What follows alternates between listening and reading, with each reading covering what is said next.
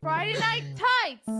You're about to get frostbitten! Get him! Fasten your seatbelts, it's gonna be a bumpy ride. All you geeks and gamers better stop jerking off to me, okay? I smell like burnt hair and Julie, but that isn't stopping you. I talk to you like you're retarded because I think you're all retarded. I see the chat. I see you in the chat. Hit an F right now. Jerking off to your girl. Frostbitten. Go, Now press F if you're not jerking off. Frostbitten. Go, Frost!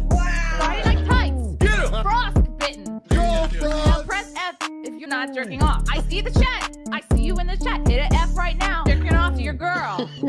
I'll wait. Weird! Do not come. Do not come. I'm gonna come. I am not qualified. Go ahead. Make my day. Get him! Call me Beaver Barbie. Bitch, you're that goddamn ugly. I jerked off to the dislike ratio. I'm not hot to you. No. What in the heck did I just walk into? Wow. People keep confusing me for prepubescent Justin Bieber. Someone in the chat called me Eminem mid-transition. Frostbitten. Go, Now Frost! press F if you're not jerking off. Frostbitten. Go, Frost!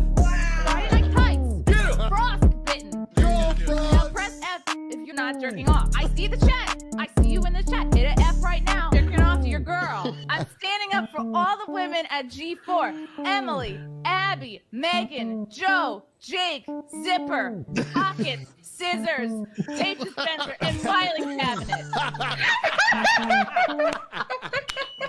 X-Ray girl, she is a beautiful young Oriental. X-Ray girl, Give me cock. Ask them the price of cock. X-ray girl, what is this for you to stroke your chopstick to? You don't like it? Go somewhere else. Peace. Right now. Nerdrotic.com.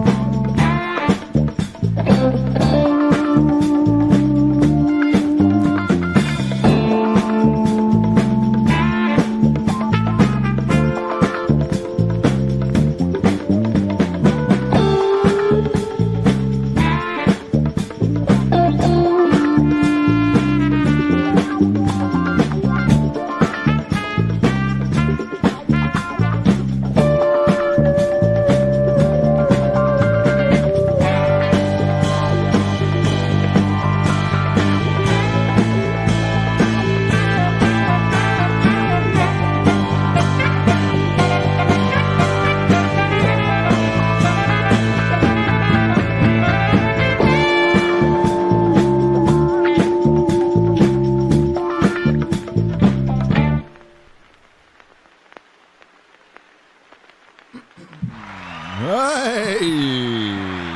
Caught me mid-cough there. Thank you. Thank you. Oh, let's do that again. Hey! Hey! Go, Frost!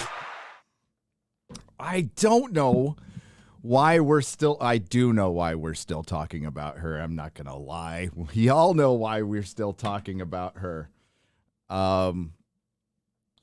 Corporate sponsored clout chasing. It's a new one, but we're seeing a lot of new stuff over the last few years. I mean, I never thought I'd see nerd posers, but I did. Never thought I'd see Joe Biden as the president, but we did. I'm not surprised Nancy Pelosi is up for re-election at 81 years old. Remember when the Republican Party was the party of old men who guarded your money? Now it's just old men and women who want to take it. All right, it might not have been that good. But again, I don't have writers. I don't have a 67,000 square foot studio, obviously. Just doing this out of a bedroom. Oh, coffee's good this morning. It's really good. Welcome to the Nerdrotic Nooner. Had some last minute distractions. Apologies. Thanks to Quarterblack Garrett, the newest member here at Nerdrotic, for helping me with the show today. We've got some fun stuff to go over. It's been, I don't know, at least a couple of days since we talked about the MCU. So we've got a little MCU news, a little bit. We're going to give a little Cal Exit update. We're going to talk about corporate-sponsored clout chasing and what's possibly behind it.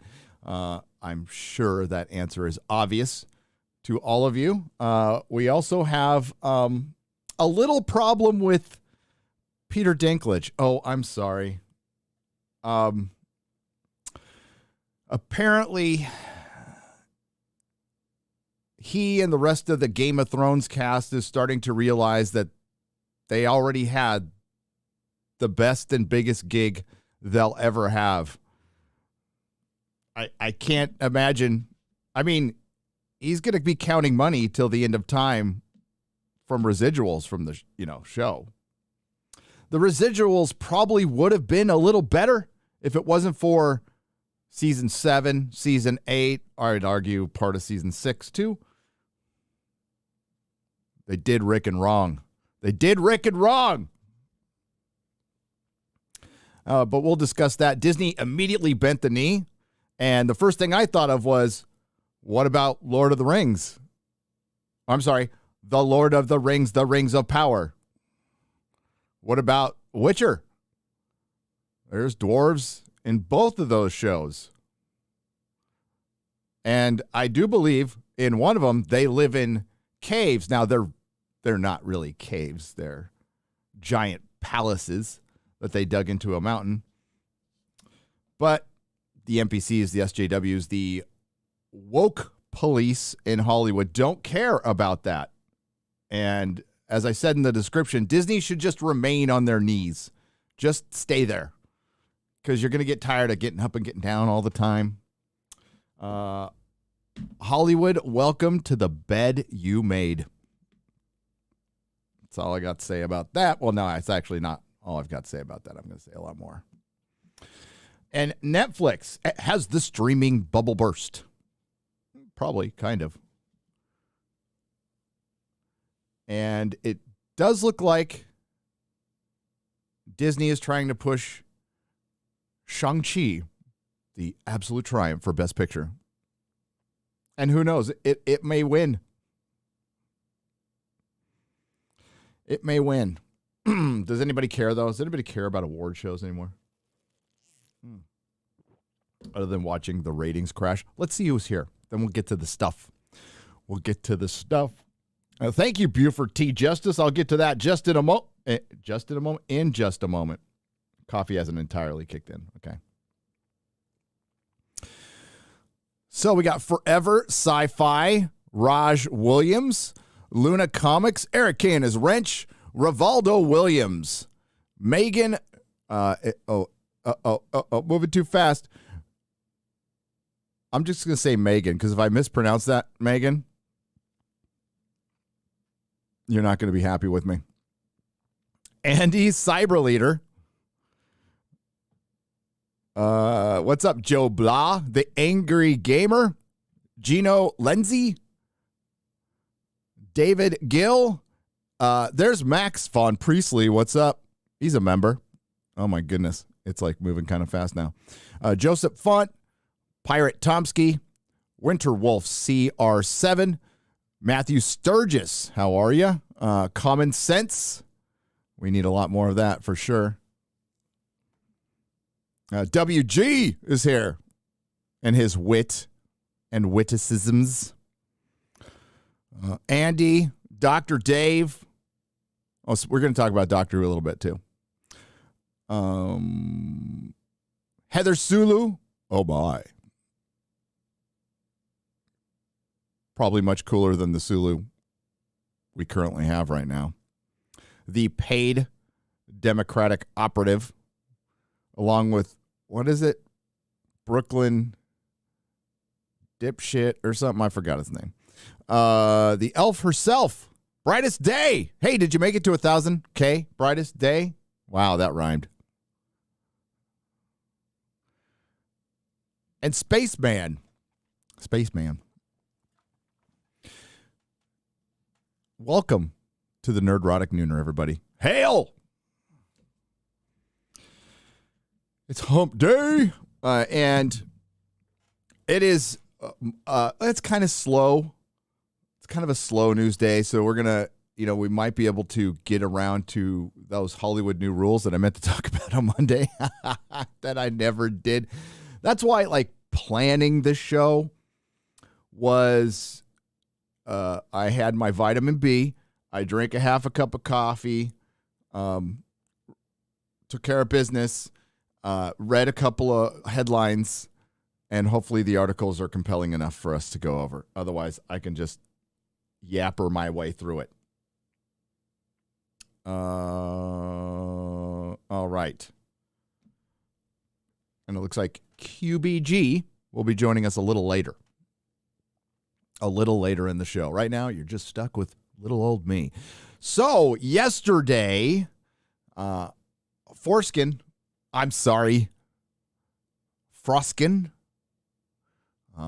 Indiana Black, why's it got to be black? Put out a message to all the drama farming YouTubers. And yes, we're all farmers. Me and Bessie had to get up at 4 a.m. to milk the algorithm and plow the drama. It's kind of true.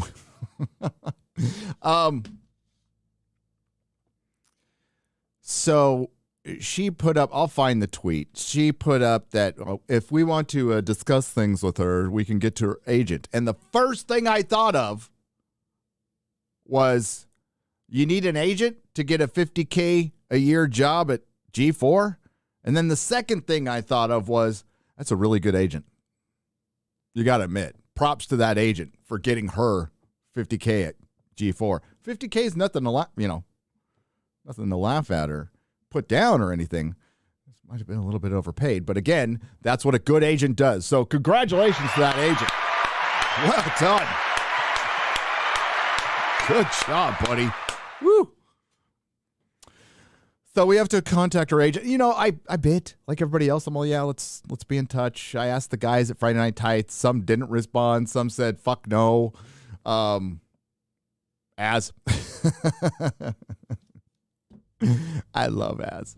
I was back and forth on it, and here is my stance. Well, and then we'll get to the tweet. But here's my stance. I'm not talking to a fucking agent. If you want to be on the show, as far as I know, I don't know. YouTube's a huge place, but in, I guess, our little sphere, Friday Night Tights gets 2 weeks in a row. It got 12,000 views. It gets over 9,000 regularly now. Thanks to you. Thank you. It's not something we take for granted. Not sure if it's gonna happen again, but thank you. We've had quite a year. So if you want to be on the entertainment show that mostly talks about entertainment, you're welcome to DM me. I don't block anybody. I don't mute anybody. My DMs are open. And you can participate with a chat that actually participates in the show. I mean, I don't know. I know that last week they had 30,000 people on Twitch, and the slowest moving chat I've seen in quite a while. As a matter of fact, I think Comics Division, no shade to props to Comics Division. His chat and his live stream was going faster. I think there was 100, 200, 300 people in there, maybe. I could be wrong. So if you want to participate in a show with an actual chat, you're welcome to reach out to me. Or anybody who's on the show. You can reach out to Jeremy. You can reach out to Ryan, Chrissy, X-Rego Comics, Odin. Anybody who's on the show, go ahead and reach out to them. I believe all of their DMs are open. Mine are. And you can email me too. It's in the bio. And we'll see what happens. We'll get to the tweets. I'll tell you what I think is going to happen. And then hopefully we can be done talking about this chick.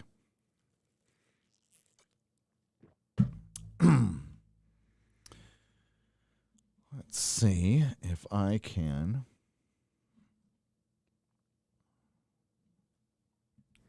Let's first go over here. For the time being, I'm doing all this stuff. But very soon, I'm going to have help with this. I don't think I'm blocked. Nope. Does she tweet like a 16-year-old girl like 75 times a day? Do I have to go through? Oh, good. Okay. Yeah, I hope she talks to Vito. That would be my pick.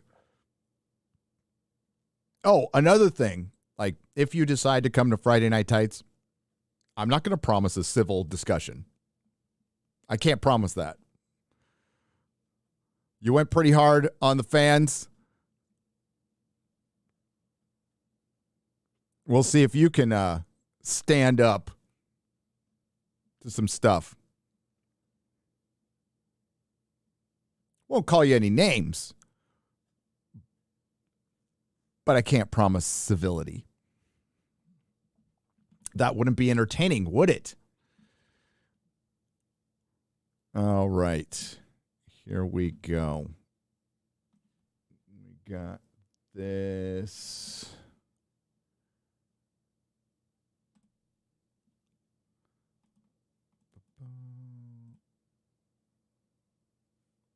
Make sure my messages aren't showing. There we go.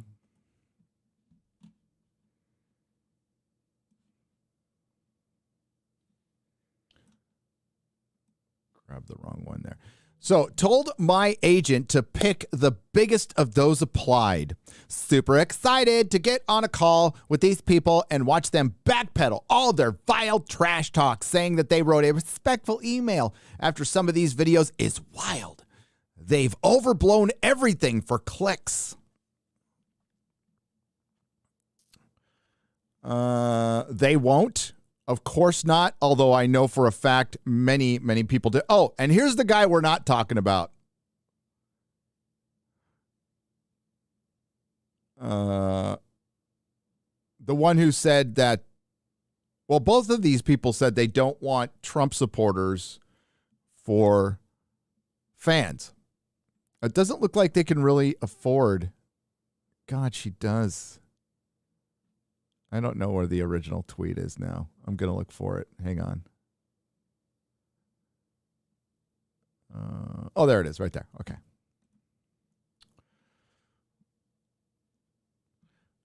To all of these drama farming YouTubers, you can always reach out to my agent if you'd like to schedule a discussion. I would consider reaching out to your dentist. Just kidding. That's terrible. It's a personal attack. I should not do that. Bad, Gary. So there's a lot of suggestions here from a lot of our friends. Drunk 3PO. How do I get in contact with the agent? Do what you always do, Drunk 3PO. Go find the agent on Twitter and just respond to them every day. Shout out to Drunk 3PO. Oh, Salty, what's up? Imagine the poor agent that manages a dipshit that tanked the G4 reboot. All you had to do was talk about games and you fucked it up.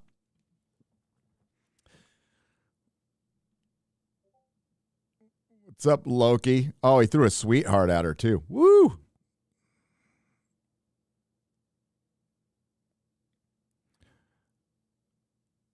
Oh, and he blocked the quartering. I didn't know that. I'm sorry. She blocked. I just should say they, right? Oh, okay. So that's when she responds. Then Pedo responds to her. And that's when she responded with this. Oh, there's Comics Division. Sounds like you are already backing down. Be honest with your audience. You never had any intention of showing up and having a conversation with your detractors. I mean, it is a little strange that we've seen we've seen one instance. I'm in the process of another instance that's outside of this, of people reaching out. What is behind this? What is behind with Lauren Hisrich with the directors of a superhero movie, and Frost.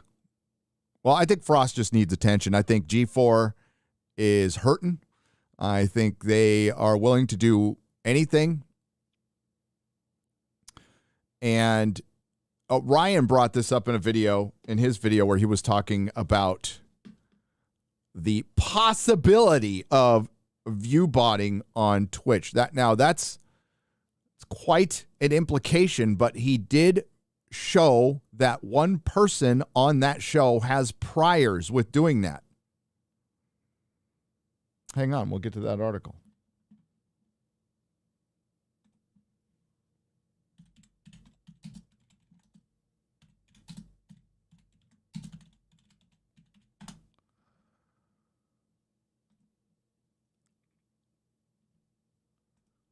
This is from March 13th, 2018. Again, Ryan did a video on this, and this is where I found it.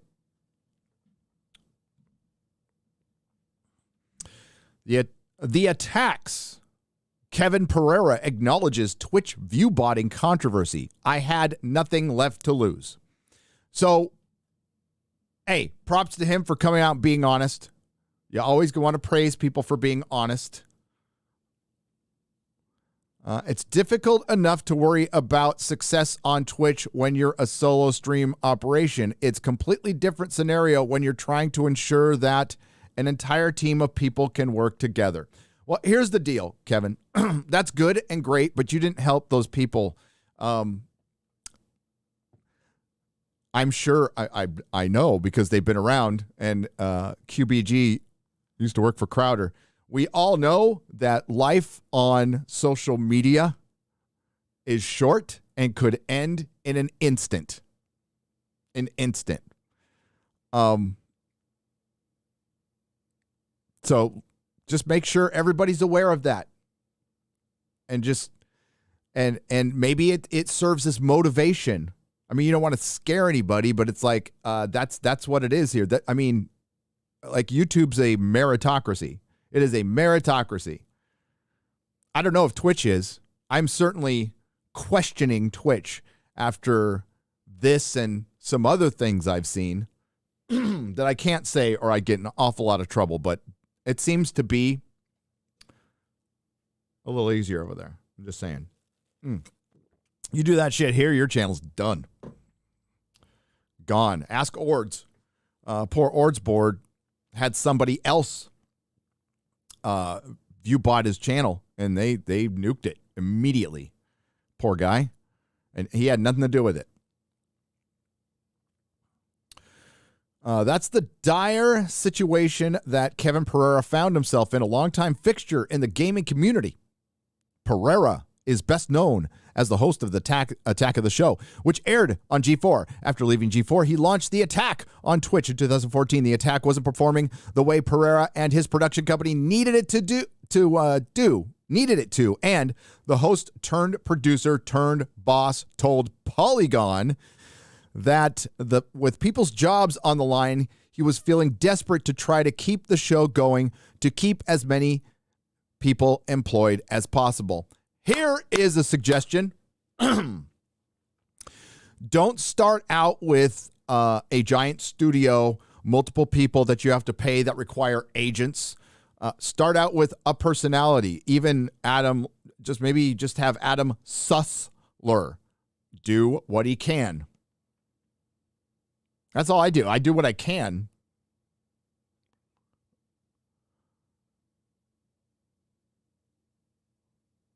And it's possible, you make videos on what you have time for, and all the rest you talk about on live streams. That's what I do. Again, no, Kevin Pereira is not somebody I dislike. I think he was fine on G4, and he's probably going home every day from work, putting his head in his, just going, what have I gotten into? Is this my life? But maybe he also recognized that mistake of youth that the Game of Thrones actors are going through right now. Something William Shatner had to acknowledge much later in his life. Sometimes that one character, that one gig is your best gig. And maybe you should just do that best gig for as long as possible. And how many times have we seen that in entertainment or in radio or right here on YouTube, where somebody's like really good at YouTubing or they're really good at radio, but they want to do something else. They want to go start a band or be in other movies. And it just, what you were was good at what you were at before.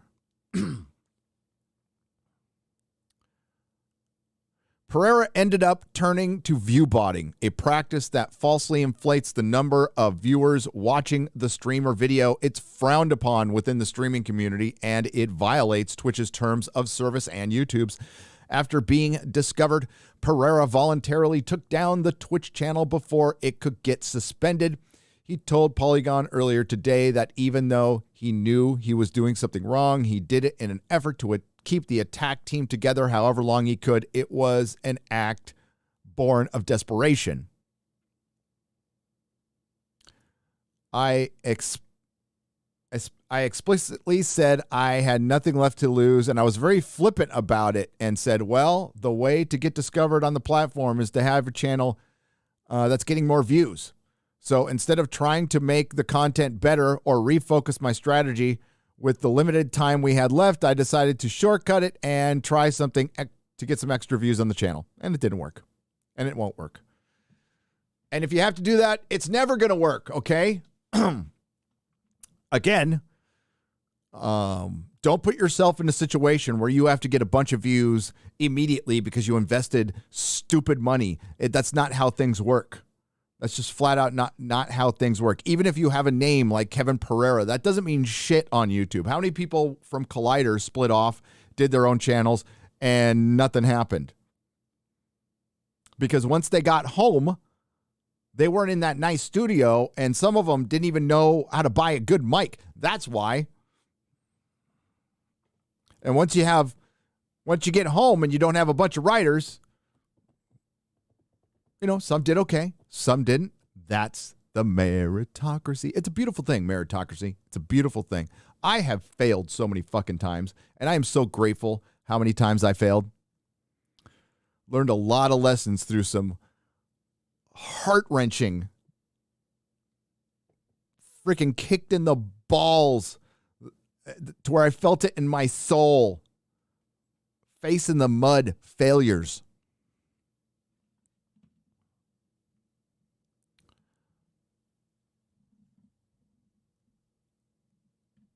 Poor Kevin. And now, so it's interesting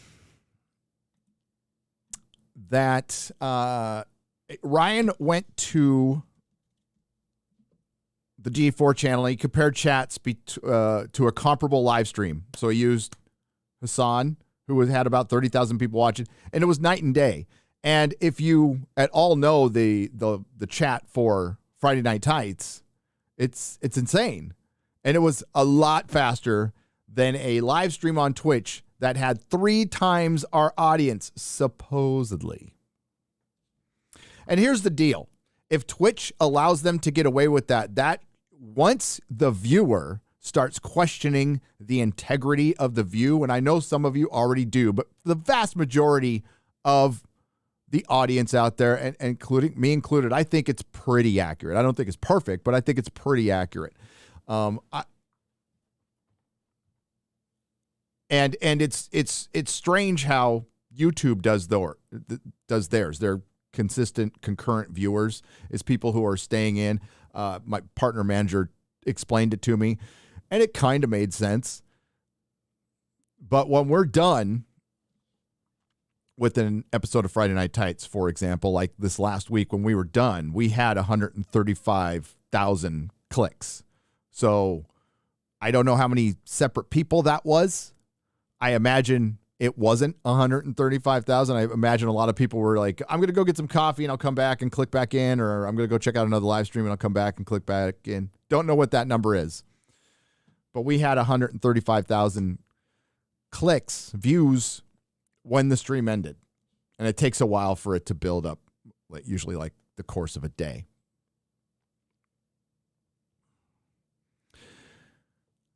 So I don't know what you're talking about. Told my agent to pick the biggest of those applied. I mean, again, the only thing I'll agree with Vito on is yes.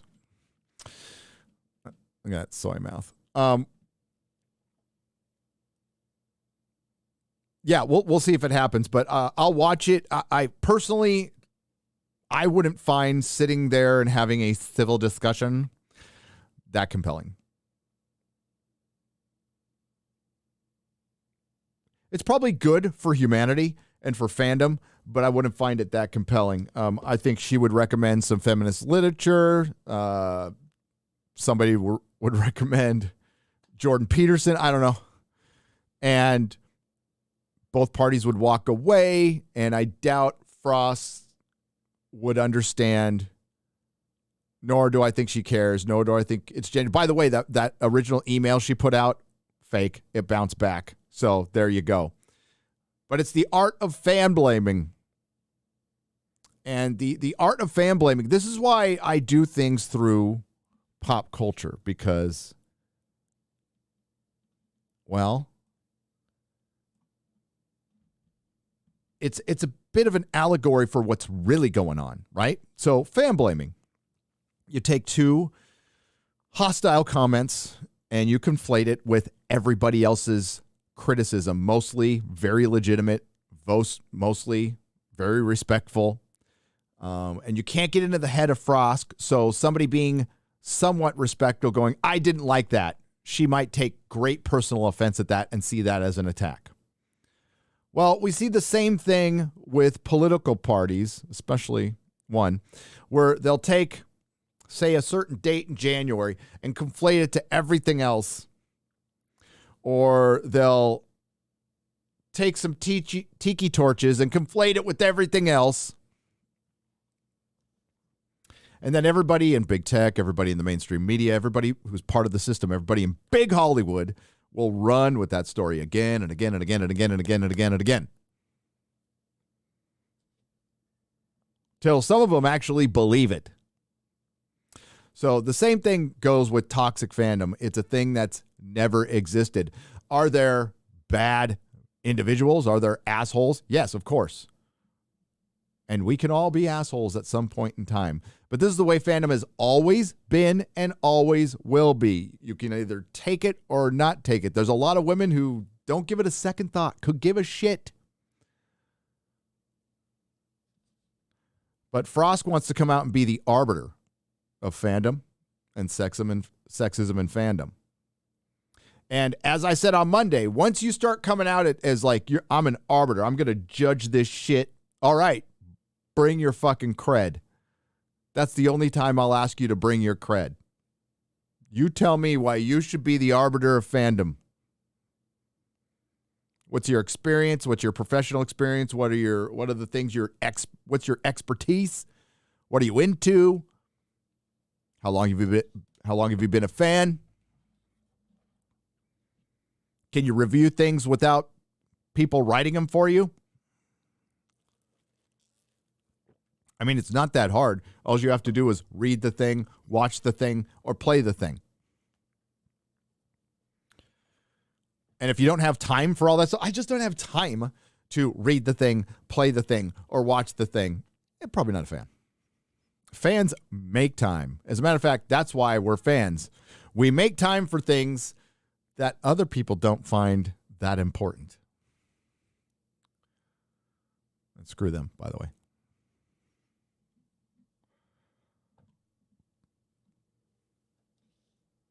I think G4 just needs a little attention. I'm sure you have all come to that conclusion as well. I because of this, I can't say we're not going to talk about it on Friday Night Tights, but I'll be done after Friday. I will be done. I came close to making a video. I didn't have time, actually. Plus, there's a couple on Nerdrotic Daily that said all I needed to say. I don't think there's anything new happening here. I do agree. I think I saw it in a Clownfish video. I agree with what they said. And other people have said this too, that I think there's certain parties out there that would love for there to be a Gamergate 2.0.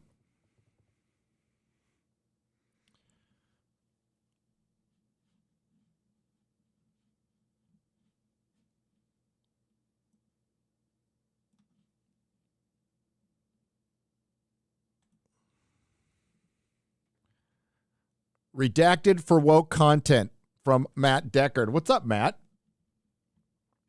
Saw him in Vegas. Hail Nerdrotic from Trucker Rob for $20. How's it going out there, Trucker Rob? Shout out to all the, I don't know if we have any truckers listening in Canada. I don't know if you're still doing that thing. I know GoFundMe pulled your fuck GoFundMe. I don't know if they fixed that because I haven't checked the news, but I'm no longer going to be using them until that gets fixed. I asked this Monday, do you have faith in Sony making Spider-Man 4 with Sam Raimi, Tobey Maguire, and Kirsten Dunst returning? Cool video, 1-on-1 for $5. Yeah, a little bit.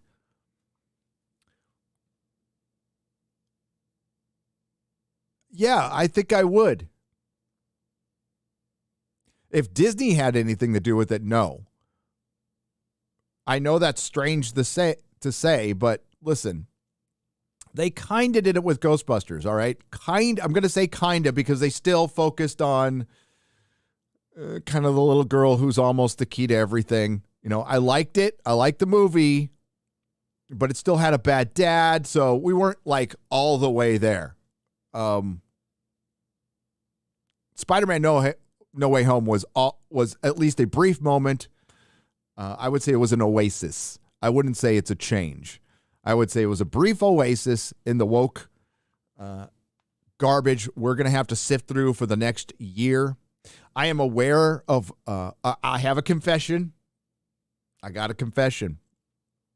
I dipped in on Boba Fett. I watched an episode. And amazingly enough, it's an episode where I didn't need to watch any of the previous episodes. I didn't need to know what the hell was going on in the series at all because Boba Fett wasn't in the fucking episode. A long time ago in a really tiny galaxy far, far away. Yeah.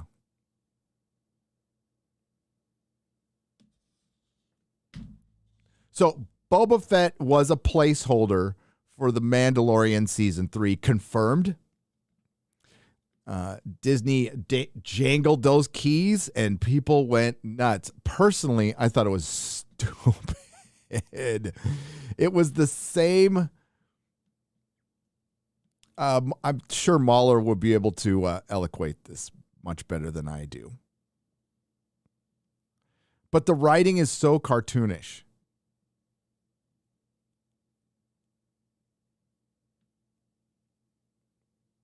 I'm trying to do it without spoiling. Trying to think about this. Okay, so character A goes, I'm back. Character B goes, welcome back. Character A goes, I have this thing. Character B goes, ooh, you got this thing. How did you get this thing? Well, I didn't get this thing the way I'm supposed to get this thing. You're out, but I was just back. You're out. Okay, gets attacked. I'm sorry. Forgive me. Go on another quest to the bottom of an ocean to redeem yourself. The end. It's what the fuck? It's like they managed to put a whole season of Mandalorian into one fucking episode, which was just go to next quest, get thing, defeat guy, go to next girl boss.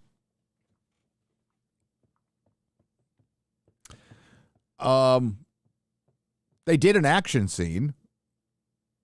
It was all right. It was all right, but like I said, Star Wars doesn't move the needle for me. So watching Star Wars right now is like if I tuned into an episode of Dynasty.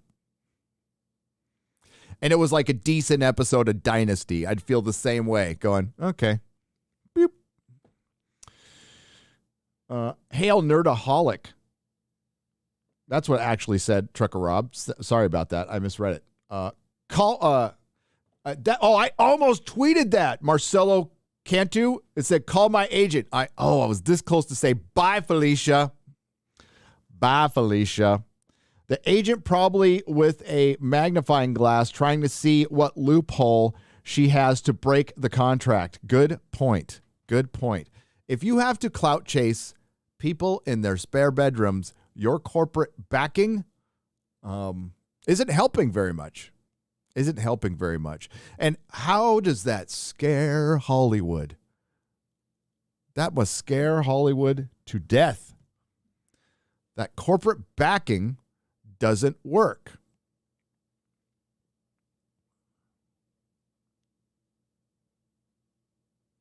And now, because of the new rules of Hollywood, they're unable to make things their competition once that rises. And it will be able to make. Like, can Hollywood produce a proper Conan movie or TV series? And I mean a proper Robert E. Howard Conan series or movie. The answer is no. Of course not. Just no, especially if it's going to be on Netflix. It will be Conan and 17 women, maybe 18.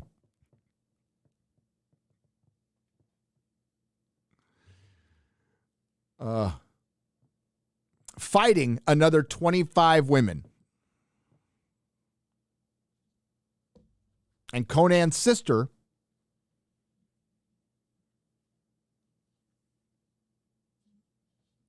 will save the day. Will save the day. Speaking of Netflix,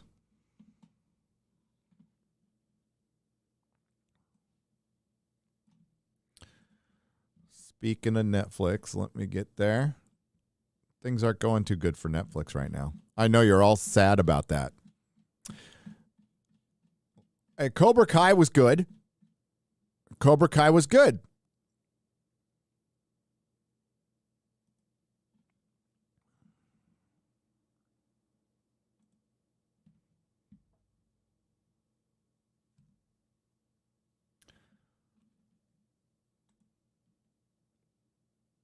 Oh, whoops. I got the wrong one. My bad. Hang on.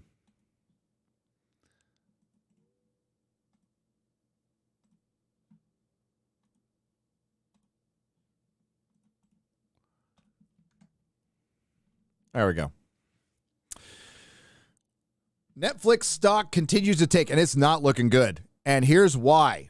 Streaming giant Netflix is staring down the barrel of a massive stock drop-off that began a few days ago, and it seems to be accelerating as would-be investors decide whether to grab stock while the price is low. The question remains as to whether it'll be able to bounce back into healthier territory or remain a wet noodle in the market. By the way, this is Slade Hale from Bounding into Comics.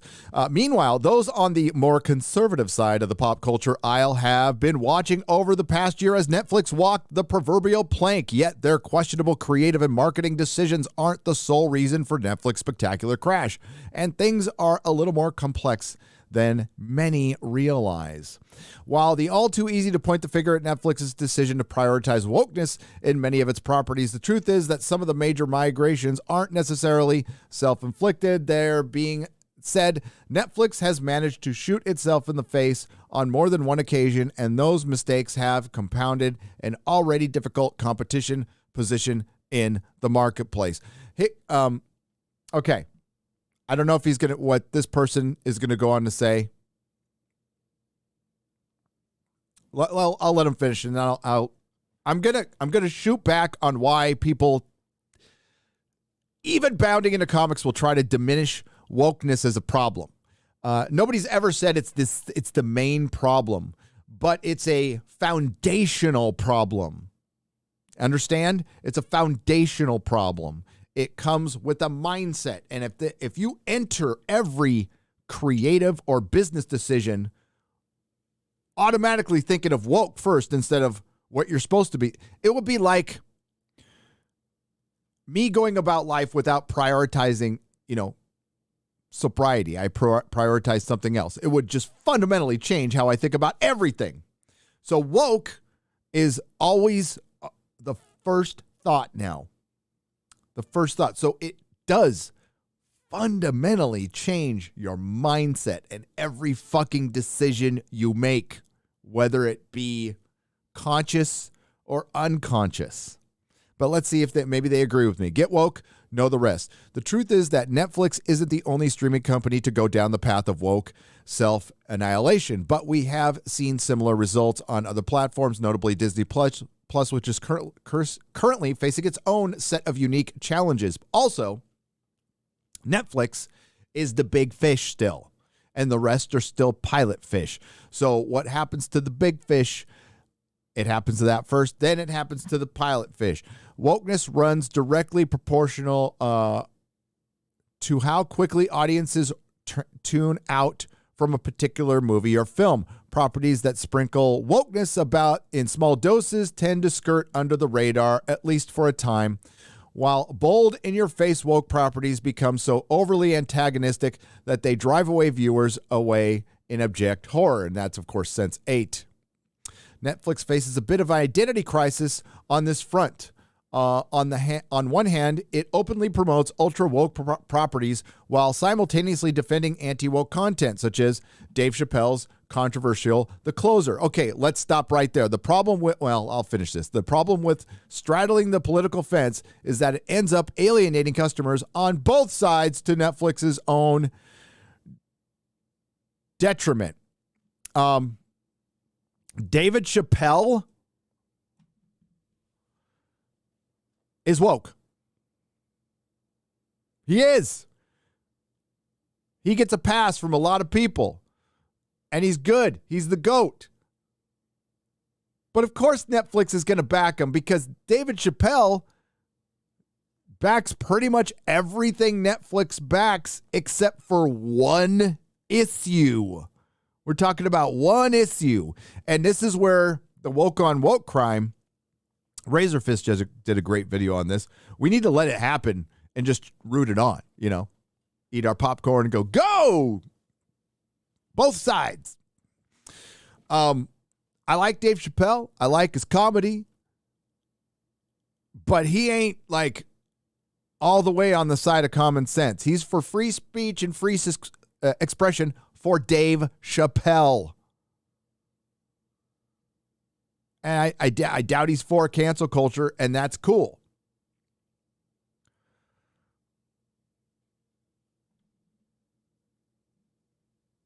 And I think he's still a national treasure because we need somebody to call out this shit. And the only reason David Chappelle can call it out is because he's mostly on that side.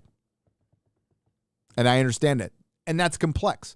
There's another issue Netflix is failing that has nothing to do, well, it still has something to do with woke. It does, ultimately, but we'll get to it. Another issue is how Netflix is leveraging their woke content to the rest of the world. It's delusional to think that most countries have embraced wokeness the same way the Western nations have, which means it's practically impossible to entice viewers in countries like India, where it hasn't taken root. No.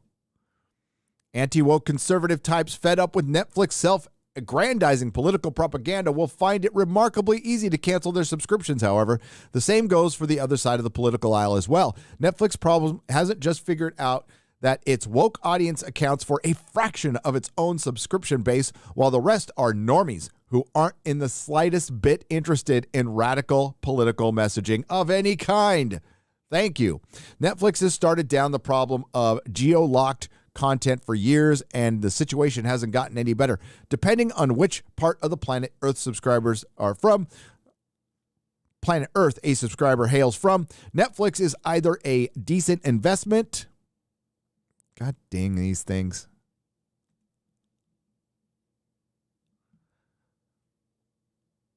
Depending on which part of the planet Earth a subscriber hails from, Netflix is either a decent investment or a lump of coal.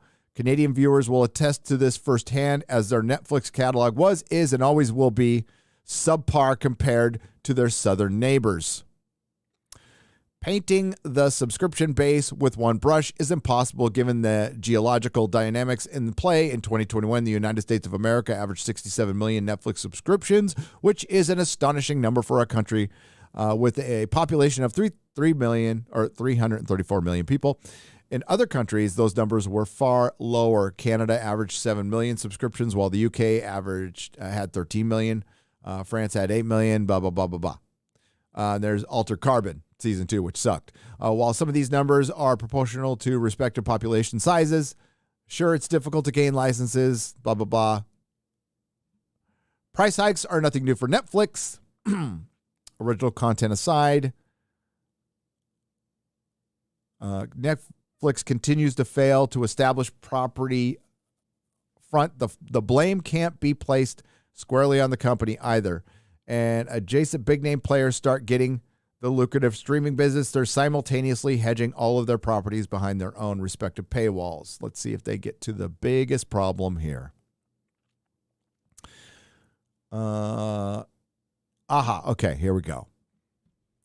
Netflix's unwillingness to cultivate solid, workable properties is a constant source of unyielding frustration for its subscriber base. Over the past decade, an innumerable amount of IPs have been given the chop before they even had a chance to establish themselves and rally a loyal following. You want to know why? You want to know why? It's marketing. It's partially marketing. Let's see if they get there. Nope. Okay. Here.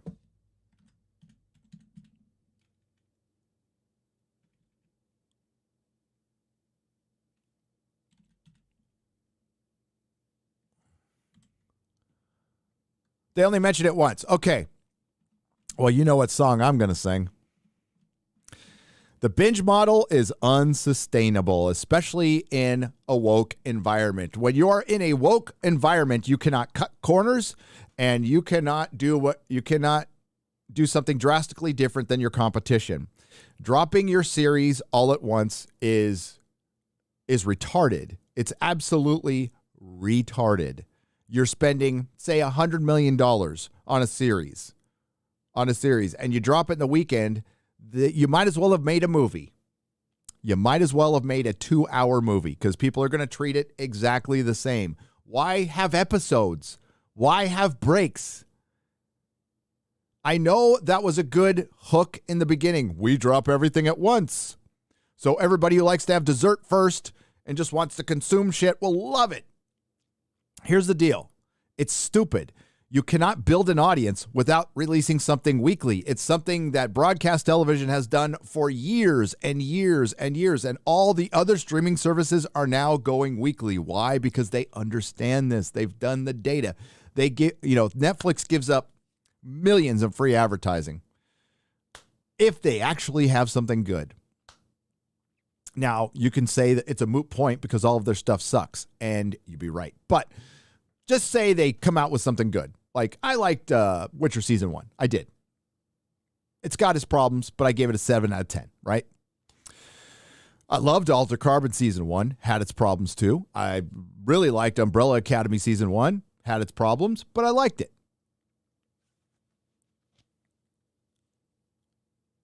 But they fail every time because they drop it all at once. And it's woke shit.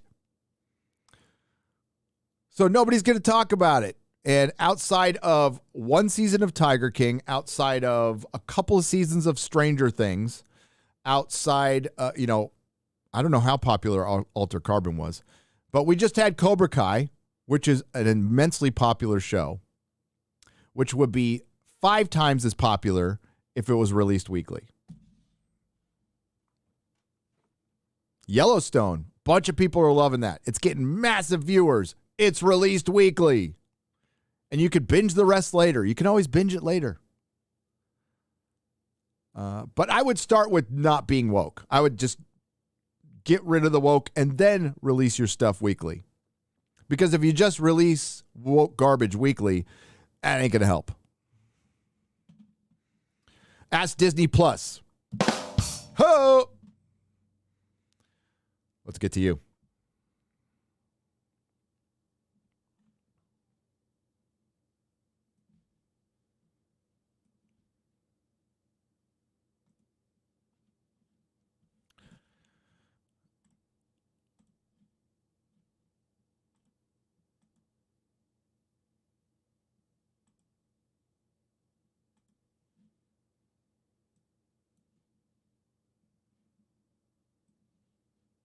we go. I got a little confused there.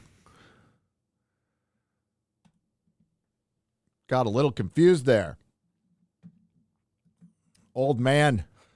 I'm an old fucking man. Hey, I should have talked about this. The monitor incident. Where I lost my temper. Talking about Disney fucking Star Wars. And Twi'lek's social justice, which irritates the shit out of me. And it's great. Kurt Metzger sent me a message, made a great comedian, Kurt Metzger, sends me a message and makes a great point. This is the same company that very badly injected the Canto Bite scene into the fucking Last Jedi, the anti-capitalist scene. By the way, they're not the only property to do that. Star Trek Discovery in season 3 made capitalism the bad guy as well. A multi-billion-dollar corporation calling out capitalism as the bad guy. So they had that scene where the freaking rabbit donkeys and the stupid Rose Tico let the rabbit donkeys go to all run off a cliff and die. And this is the same company that wants to charge you $6,500 for one person off season to go to a hotel that doesn't look anything about Star Wars to have a Twi'lek sing about her social justice issues.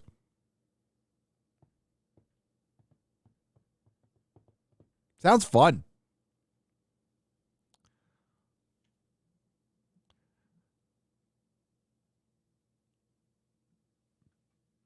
Big Chopstick Energy for $20. Hey, Gary, I watched your vids for almost a year, and I'm glad to realize I'm not alone in my thinking. Despite being born in 2000 and my parents' love protecting me from the coof, would love your wisdom on best comic runs, Thor, Ghost Rider, and Shazam. Shazam, I don't know. I want to say...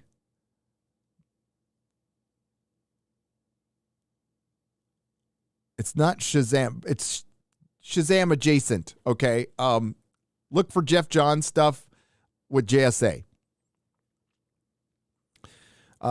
Best Ghost Rider run is Daniel Way's run from the mid-aughts. Also, there's a miniseries done by Garth Ennis. There's a couple of them written by Garth Ennis that are very good.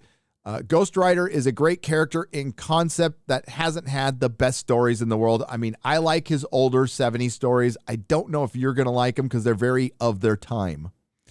But if you want to go back to the beginning, well, almost the beginning, because there's a Western Ghost Rider and then there's the motorcycle Ghost Rider. But if you want Johnny Blaze, just go on Marvel Unlimited, search up Marvel Spotlight #5 and read the first one. As far as Thor is concerned, man, there's a lot of good Kirby. You got to go with the Lee and Kirby stuff. It is fucking awesome. Absolutely awesome. And, you know, I think that's when Kirby was his absolute prime, when he was doing Fantastic Four and Thor. And then when he went over to DC and did his Fourth World stuff, I think that was just like perfect Kirby. Richard Lewis. For $10 says, Robert Lewis. I keep saying Richard Lewis. Didn't the comedian die? Just watched Fellowship Extended with my 10-year-old, and just like the book, it just wasn't long enough. Also, don't forget about the carne asada in Blythe. I've sent you a couple emails to show you some of my work. If you got a chance, read my short story. If I have the time, I will. And thanks for sending it. And when I go through Blythe, I will go that. I'm gonna go on a bit of road trip when I leave Texas. I have a date-ish. So I'm leaving mid-February. So I have to work very hard to get some videos in the can so I can move without stopping my channel dead. The Nooners, they're probably, like, for 1 week, there probably won't be Nooners, and then we'll relaunch it in Texas. but I'm going to try to eat as much carne asada, which means I have to work out like twice a day, so I don't get all huge and shit before I leave California.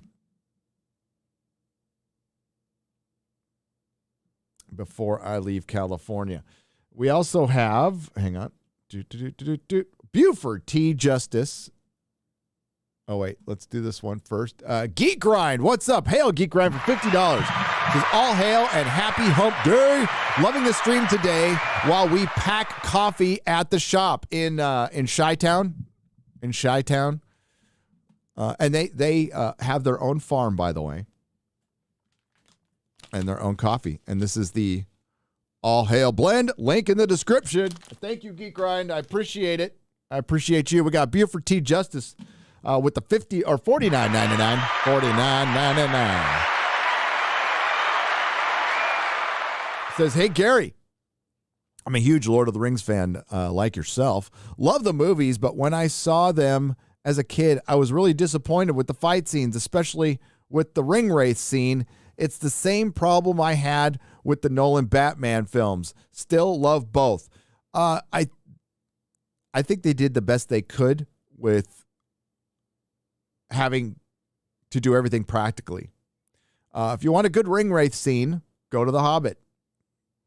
Go to The Hobbit and watch. I mean, it's super CG, and I don't care. It looks like a video game. Don't care. The music is great. But I don't know. I prefer the one in Fellowship. I think it's a little creepier. Except for the one ring wraith who just stood there and let Aragorn throw his fucking torch in his face. But I still love it. I still love it. WG for $20 says, hi there, Gary. Last episode's unfortunate incident against your monitor. Might I suggest Geek Grind develop a Nerdrotic decal blend? We all saw what happened, and the monitor was asking for it. The monitor had it coming.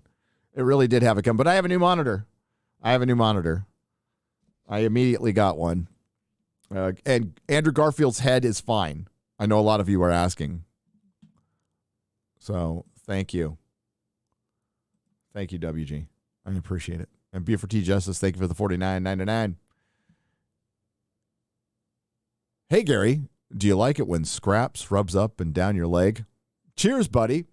From Christian Delorme for 5 Canadian pesos. You ever been in a Turkish prison? You ever seen a grown man naked? Hi, Gary. Frock rules. Says Jed Bello for £2. Frock. Yeah, frock.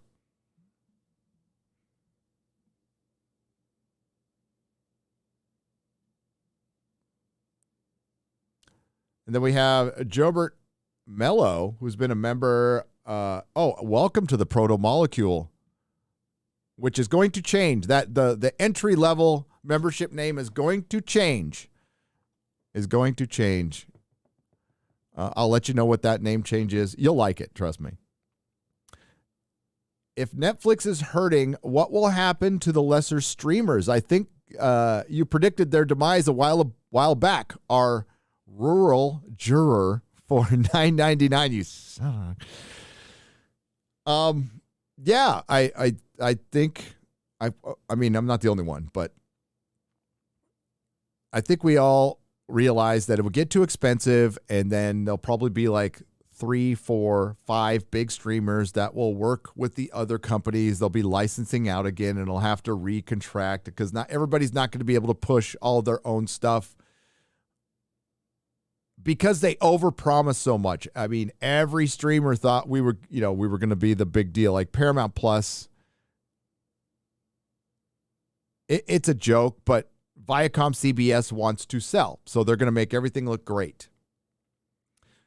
Warner Brothers is going through another change right now, and they can't decide what to do.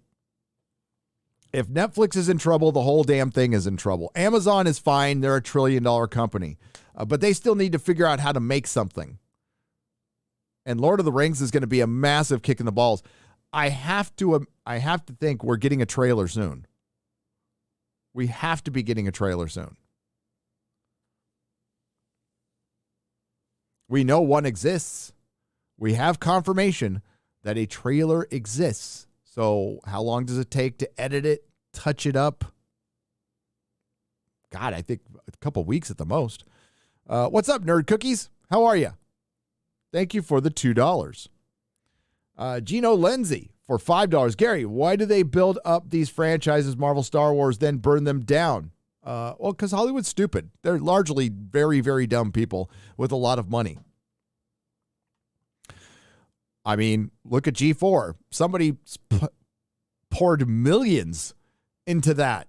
Millions.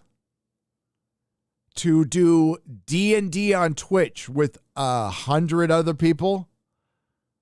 To do the same thing they did 15 years ago with slightly different studio. The same formula.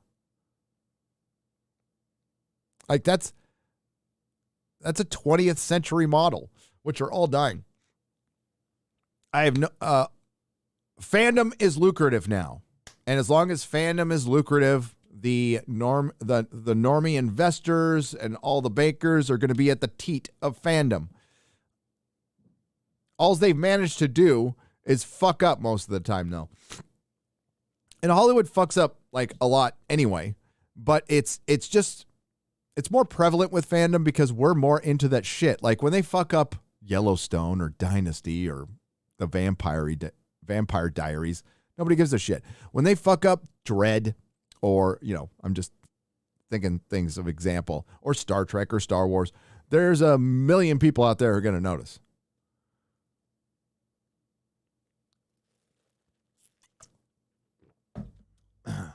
Like Disney Star Wars has a formula. The formula is not telling a story. The formula, it's like modern pop music now. I've said this before. They know when to hit beats and hooks to get people to watch. And telling a good story is not one of them. It's nope, we'll drop a member berry here. We'll jingle some keys here. And like 3 episodes into Boba Fett, people were like, this is terrible. 4 episodes in, people are all, well, this is terrible, but there was a scene where he acted like Boba Fett in the 4th episode. Then the 5th episode of a 6-episode series comes in. Boba Fett's gone. They bring back a popular character. And it's the Mandalorian season 2 all over again. And they got you. They got you. They don't need to tell you a story.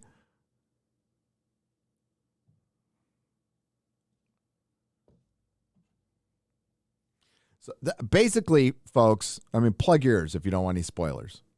I'll give you 5 seconds. 5, 4, 3, 2, 1. They stopped Boba Fett to give you a Mandalorian episode. Okay, you can come back.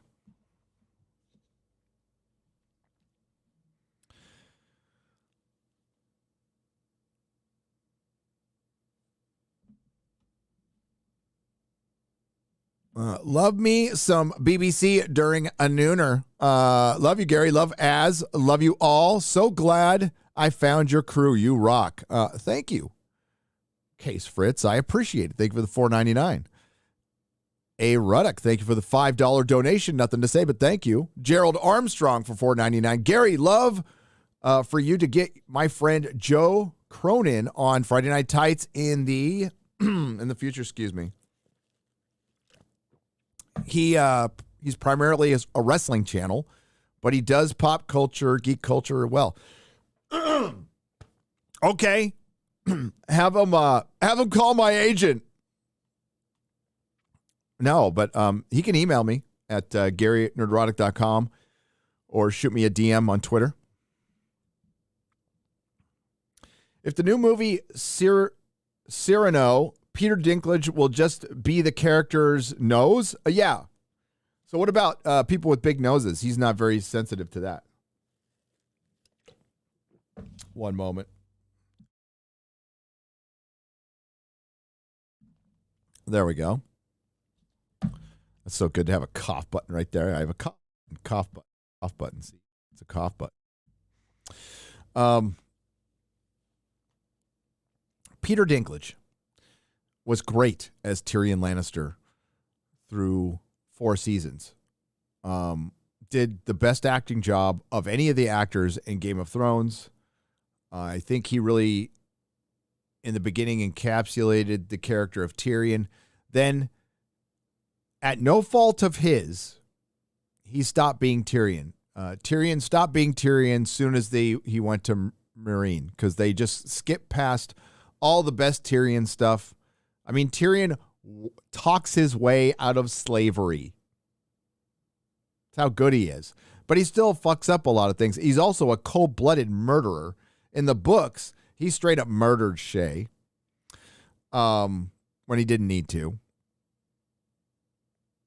In the books, he had a wife named Tasha who actually loved him, but he didn't know. His father and Jaime lied to him and said it was a whore. So Tywin had an entire regiment of Lannister soldiers drape her, and then made Tyrion drape her at the end to teach her lesson, and then threw her out of town naked. So later, Tyrion finds out that Tasha actually loved him. She wasn't a whore. And Jaime was forced to say that by Tywin. So Tyrion wants to kill Jaime, and in the books, wants to drape and kill his sister, Cersei. He's not like, oh, I love my family. No, he wants to kill his family. He is bad. He is he's just justified in the Game of Thrones sense, okay? So they completely effed up his character. And now I said this in every single one of my later reviews of my videos. I'm all, Dan and Dave, all the actors, they were tired. They have been doing it for all these seasons, and they were ready to go off and do all these other exciting things without realizing that those exciting things, those options were there because of Game of Thrones, not because of their individual talent. It's kind of like when somebody who bloviates too much at Marvel and has that blue check mark on Twitter from Marvel goes somewhere else, Heather Antos, and doesn't get as much attention, and then they go, oh, it was the Marvel in the bio. It wasn't actually me. Same things happen in the Game of Thrones. Poor William Shatner had to go through this at time. There was a time he hated Captain Kirk, but then he embraced Captain Kirk. Remember David Duchovny? David Duchovny. He was the man. X-Files. People were crazy for the show. He thought he was going to have a big movie career. And he didn't. You know, and later he embraced the Fox Mulder character. I mean, you go to Hollywood to act and to get famous. And if you get famous through one character, that's brilliant. That's absolutely brilliant. Ride that thing. Ride it till the very end. John Delancey. Q. Ride it to the bitter end.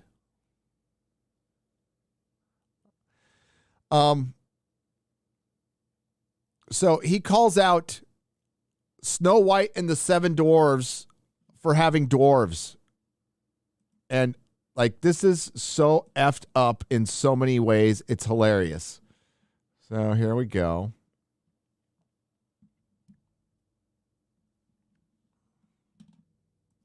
Peter Dinklage, Disney instantly caves to woke criticism of live-action Snow White film from Dinklage.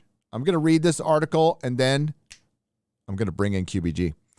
The Walt Disney Company instantly caved to woke criticism of Game of Thrones actors Peter Dinklage for their upcoming live-action show, Snow White, film starring a race-swapped Snow White and Rachel Zegler. Now, I am in no way upset that this is hurting this production. That is just creative bankruptcy. This is just funny, okay? This is just purely, I'm enjoying this because there's going to be so much more of this. This is an old fable, tale, myth, whatever, story. Nobody. What? If we can't have stories with, I don't know, dwarves or fairies just like forget it. Pack it up. We're all going to have to look. Basically, everybody's going to have to look like Rose Tico, sitting at a table, talking about other people's privilege or something. I don't know what the fuck art is going to be. Dinklage appeared on What the Fuck with Mark Maron, never heard of it, podcast, where he stated, well, it's really progressive to cast literally, no offense to anyone, but I was a little taken back by they're proud to cast a Latina actress as Snow White, but they're still telling the story of Snow White and the Seven Dwarves. See, it's never good enough.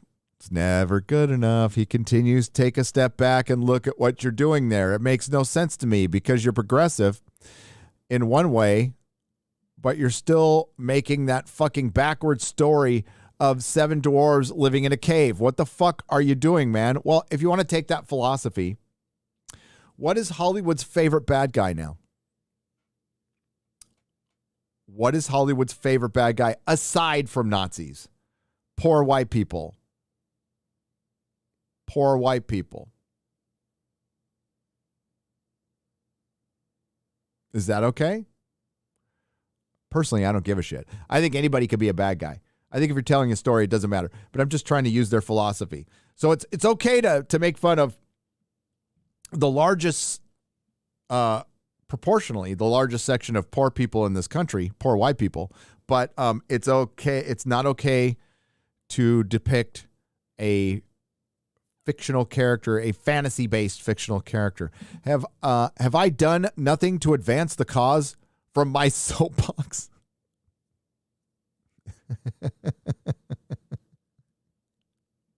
Not going to go there. I guess I'm not loud enough. I don't think loud is the issue. He then concluded, I don't know what studio. Hey, Comics Division has the same problem. Platform shoes. That's all I got to say. He then concluded, I don't know what studio that is, but they are so proud of that. All love and respect the actress. I'm sorry. And to people who thought they were doing the right thing. But I'm just like, what are you doing? Later in the podcast, Dinklage added, if you tell the story of Snow White and it's the most fucked up, cool, progressive spin on it, let's do it. See? You hear that? That's the line I focused on. If you're going to tell the story of Snow White and it's the most fucked up, cool, progressive spin on it, let's do it. All in. But I just don't know.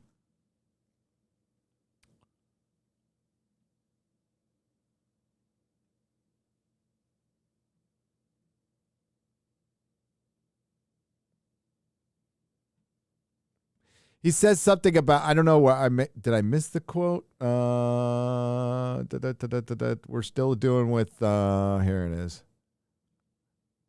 Okay, yeah, I missed this one. Sorry. He continued, take a step back and look at what you're doing there. It makes no sense to me because you're progressive in one way, but you're still making that fucking backwards story about seven dwarves living in a cave. What the fuck are you doing, man? Lord of the Rings, Witcher, looking at you. Looking at you. What do you want to bet the dwarves will not be in Witcher Season 3? I'm guessing they won't.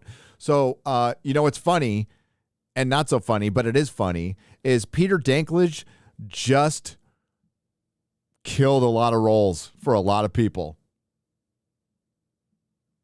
Yes, he did. You can say goodbye to all of those roles now. They're gone. What they'll probably do is they'll CG animate something. Disney will probably give us like 7-foot dwarves or something. They'll flip the script on it, whatever. It's gone.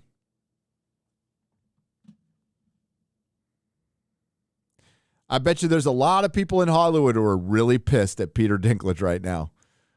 All I could say is that I don't watch a lot of interviews with actors, but I remember Peter Dinklage being on the red carpet a couple of times for Game of Thrones, both times being fucking wasted. Just utterly fucked up, wasted. Yeah,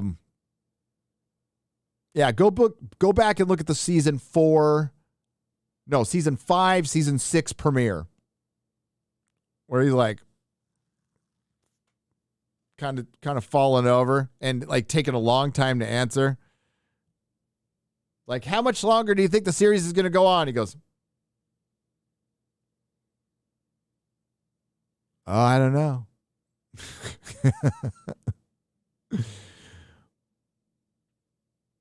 All right. So a Disney spokesperson responded, comments telling The Hollywood Reporter, to avoid reinforcing stereotypes from the original animated film, we are taking a different approach with these 7 characters and have been consulting with members of the dwarfism community.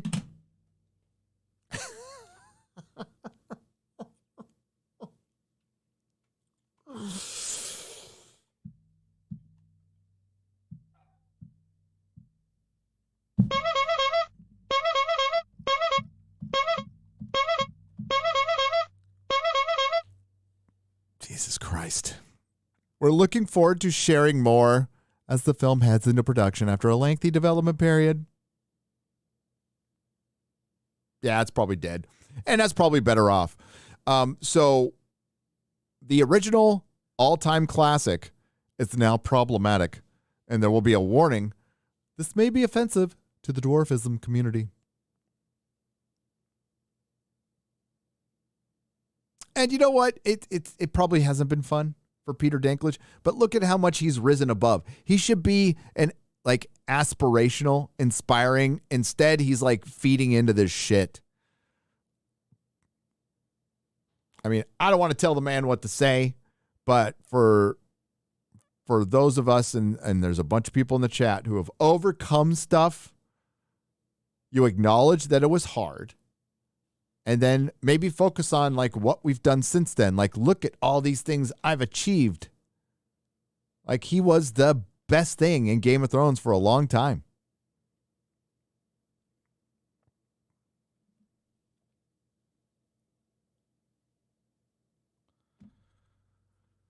For a long time. This is crazy. So then they get into what happened to Gina. It's not surprising Disney would instantly cave to these criticisms from Dinklage, given the fact that the company attempted to force Gina Carano to struggle sessions, as well as apologize for her pronoun usage, which it wasn't pronoun usage. It wasn't pronoun usage. It was a lack of it, refusing to do it. All right. So what I'm going to do now is attempt to bring somebody on while I'm live. Let's see if I can do this. I'll read some super chats. And my hair got fluffy. What the fuck? Let's go over here.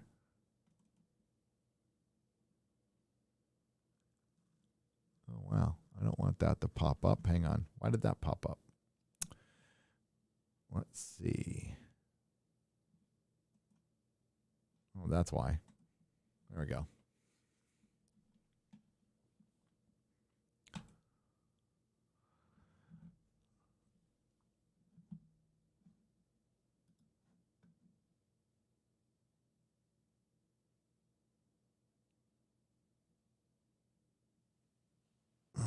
It's going to take a moment because of I'm using a single camera. But we're going to read a couple of these. What time is it? All right, we got a little time.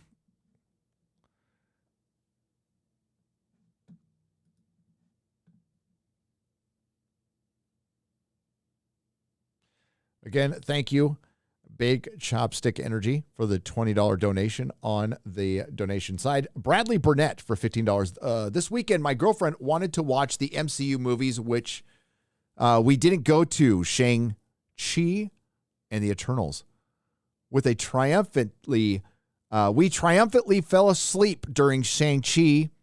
She bailed an hour into the Eternals. I endured FNT commentary, did not prepare me for that amount of suckage. There are people who not only said this was a good Marvel movie, they said they were the two best. This is why people can't trust established critics. And guess what? The establishment critics know they're full of shit. They know they are. But they get to see stuff early. And they get to talk about it early. But that's not an advantage anymore. How is that an advantage if you're seeing something early and you're just full of shit anyway? Sure, there's a couple out there that try to toe the line, but you flat out can't. You diss a movie, you will not get invited to the next one. Unless you're a big, big name.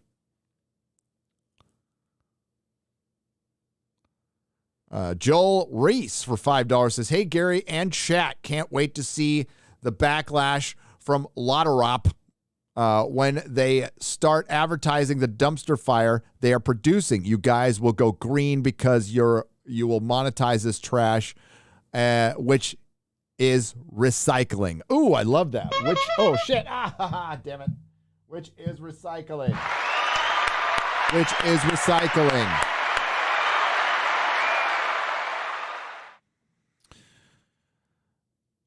How am I going to do this? This is going to be interesting.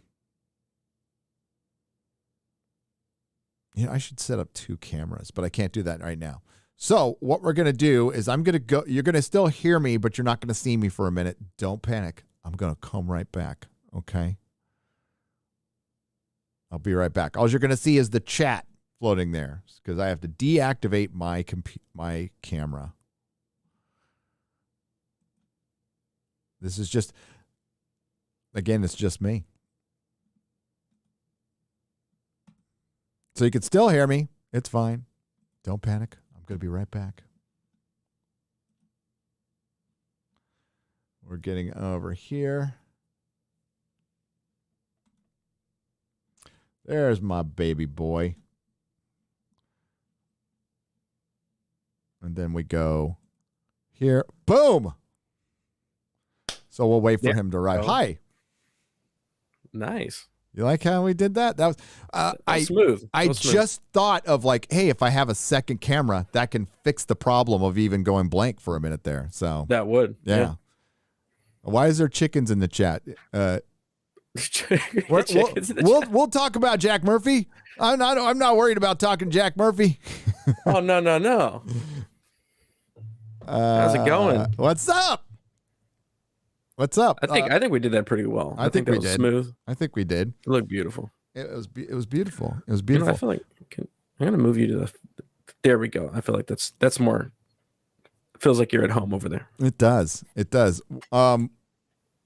So it's gonna be crazy around this channel for the next month and a half. Okay. I managed to get 2 nooners out this week. Can't promise it next week. I'm going to at least do a nooner a week. But we're going to do starting, it looks like in March. Can't give you an exact date yet, but in March, there's going to be 3 a week. 3. And one of them will be co-hosted with somebody.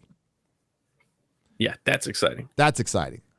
I would tell you right now, but I want to have one more phone call with the person just to triple check. And the suspense, you got I got to build some suspense. The mystery. I think it's somebody who will fit in really good here. Perfectly. Yeah. I think you'll like it. But there'll be this week has been a nice little taste of what's to come with the schedule. I like it. Yeah. It is. I finally got on the Discord, and we're finally gonna get organized. So that'll be interesting. Hey, it's all a process, man. It is a process. It is a big process. That's from. Hang on, let me get over here. Shrinkage, Peter Shrinkage. Was complaining about not being heard from his soapbox. Maybe he needs a bigger one so we can see him. Says S. Becker for $9.99. Oh, I was thinking it. Hey-o. Everybody was thinking it. Everybody won. He was bitching a couple of weeks ago about the Game of Thrones fandom. Said the stupidest thing you could possibly say to Game of Thrones fans, especially the ones who read the book. What did he say? He said, I feel like I vaguely remember this. They wanted all the white people to ride off in the sunset. And it's like, oh, yes. are you fucking kidding me? No, this is not what we wanted. We wanted our characters to be consistent. Yep. Peter Dinklage is sounding a lot like Noam Chomsky. Yeah, WG. Noam Chomsky. Noam Chomsky. Oh! Daniel for $10. 2022 Dinklage would prevent the career of 2010 Dinklage. These a-hole celebrities are like this. They climb the ladder and kick it out from under them, like the comics who discovered comedy is mean. Yes, Daniel. Mm-hmm. Well said. Well said. Yeah.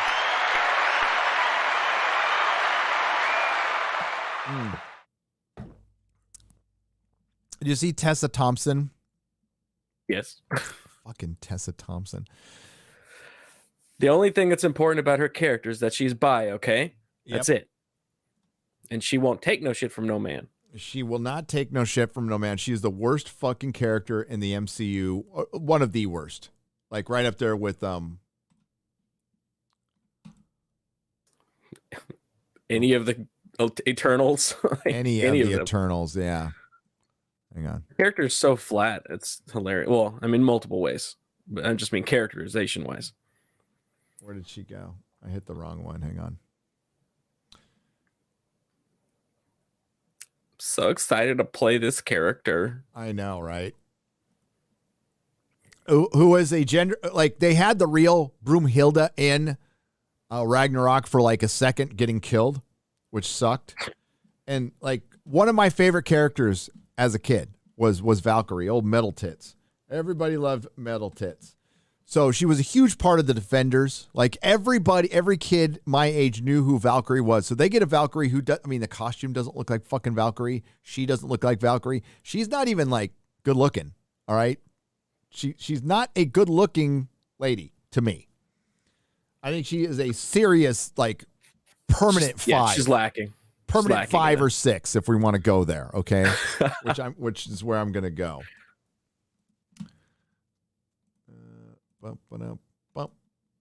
All right. So Tessa,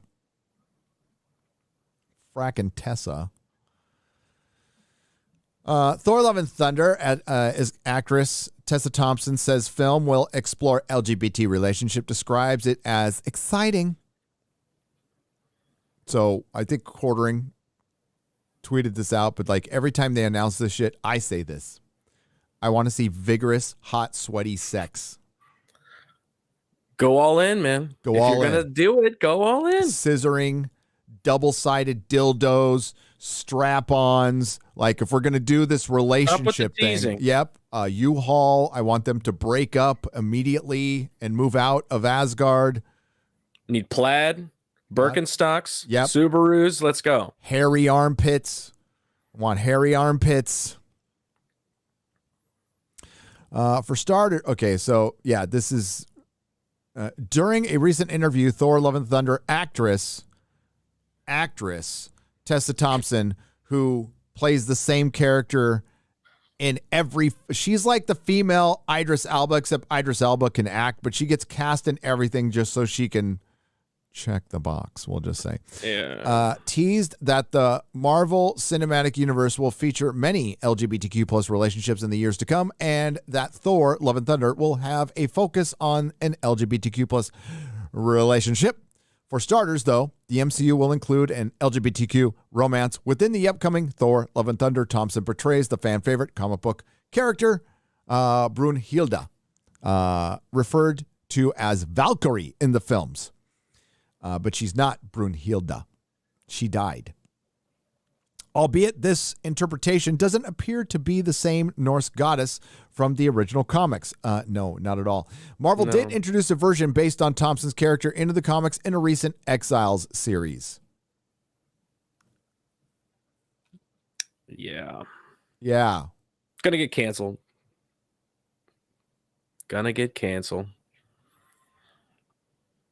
She stopped Ragnarok. Oh my. I didn't even read the tagline there. She stopped Ragnarok. Now she's got to. How do you stop Ragnarok? And she's got a little cartoony Wolverine in her arms. Yeah. Just, demasculating. It's fine.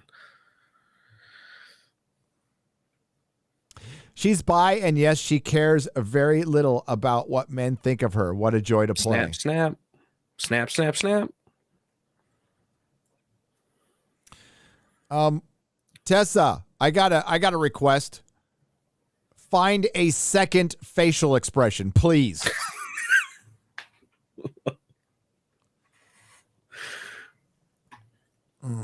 Thompson's sexuality, the actress is bisexual, seems to have influenced this new interpretation of the character of the MCU. Thompson previously claimed that character was bisexual on Twitter following the release of Thor Ragnarok. She wrote she's bi. Okay, so I read that.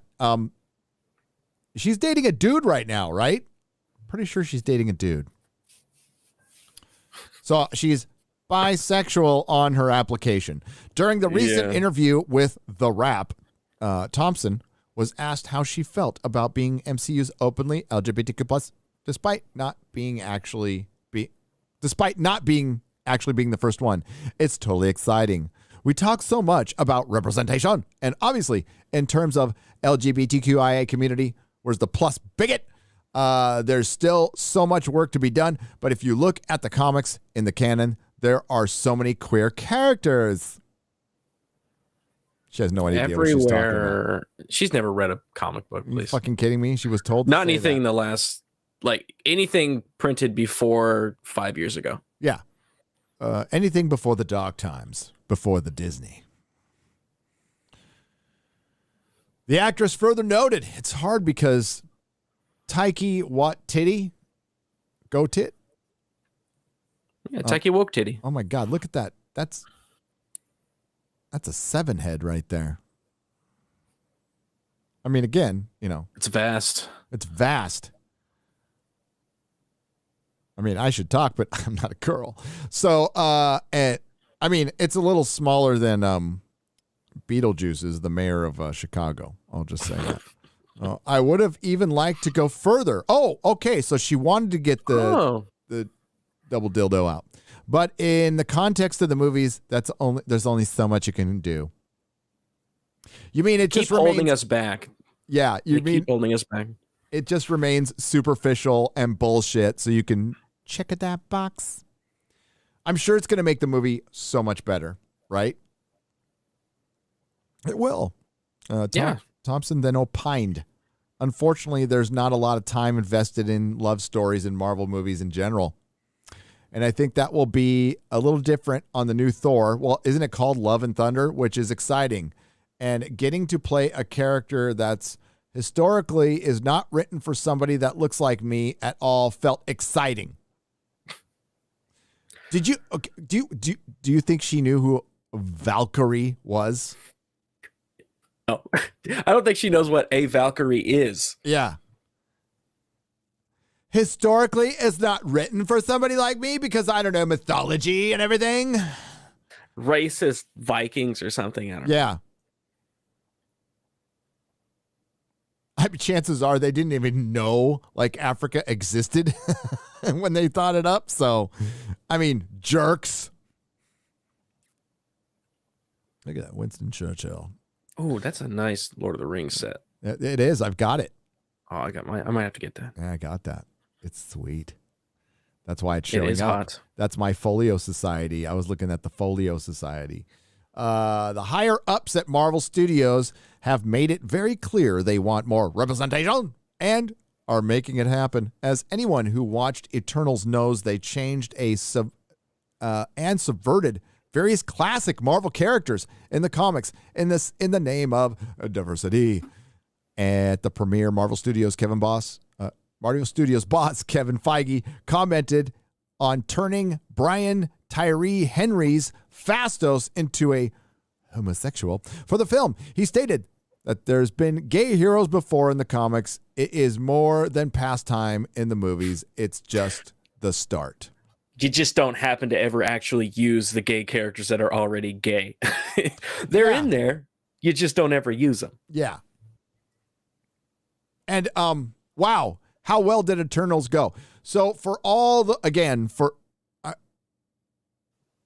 I would love to see balance brought back. Like Hollywood is out of balance. All right, it's always been left.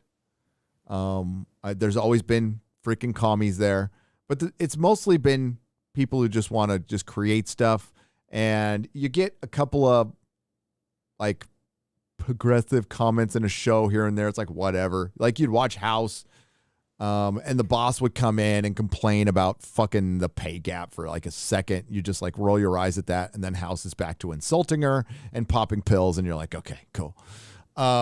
Now, I mean, it's the foundation of everything. I don't think it comes back, but I think it's a possibility. Maybe, I don't know. Yeah. But for people who think like it's happening, we are in the very beginnings of this. Very, very, very beginnings of this. Hang on, I see bad internet. Hang on, let's just get rid of this article now. Bad internet.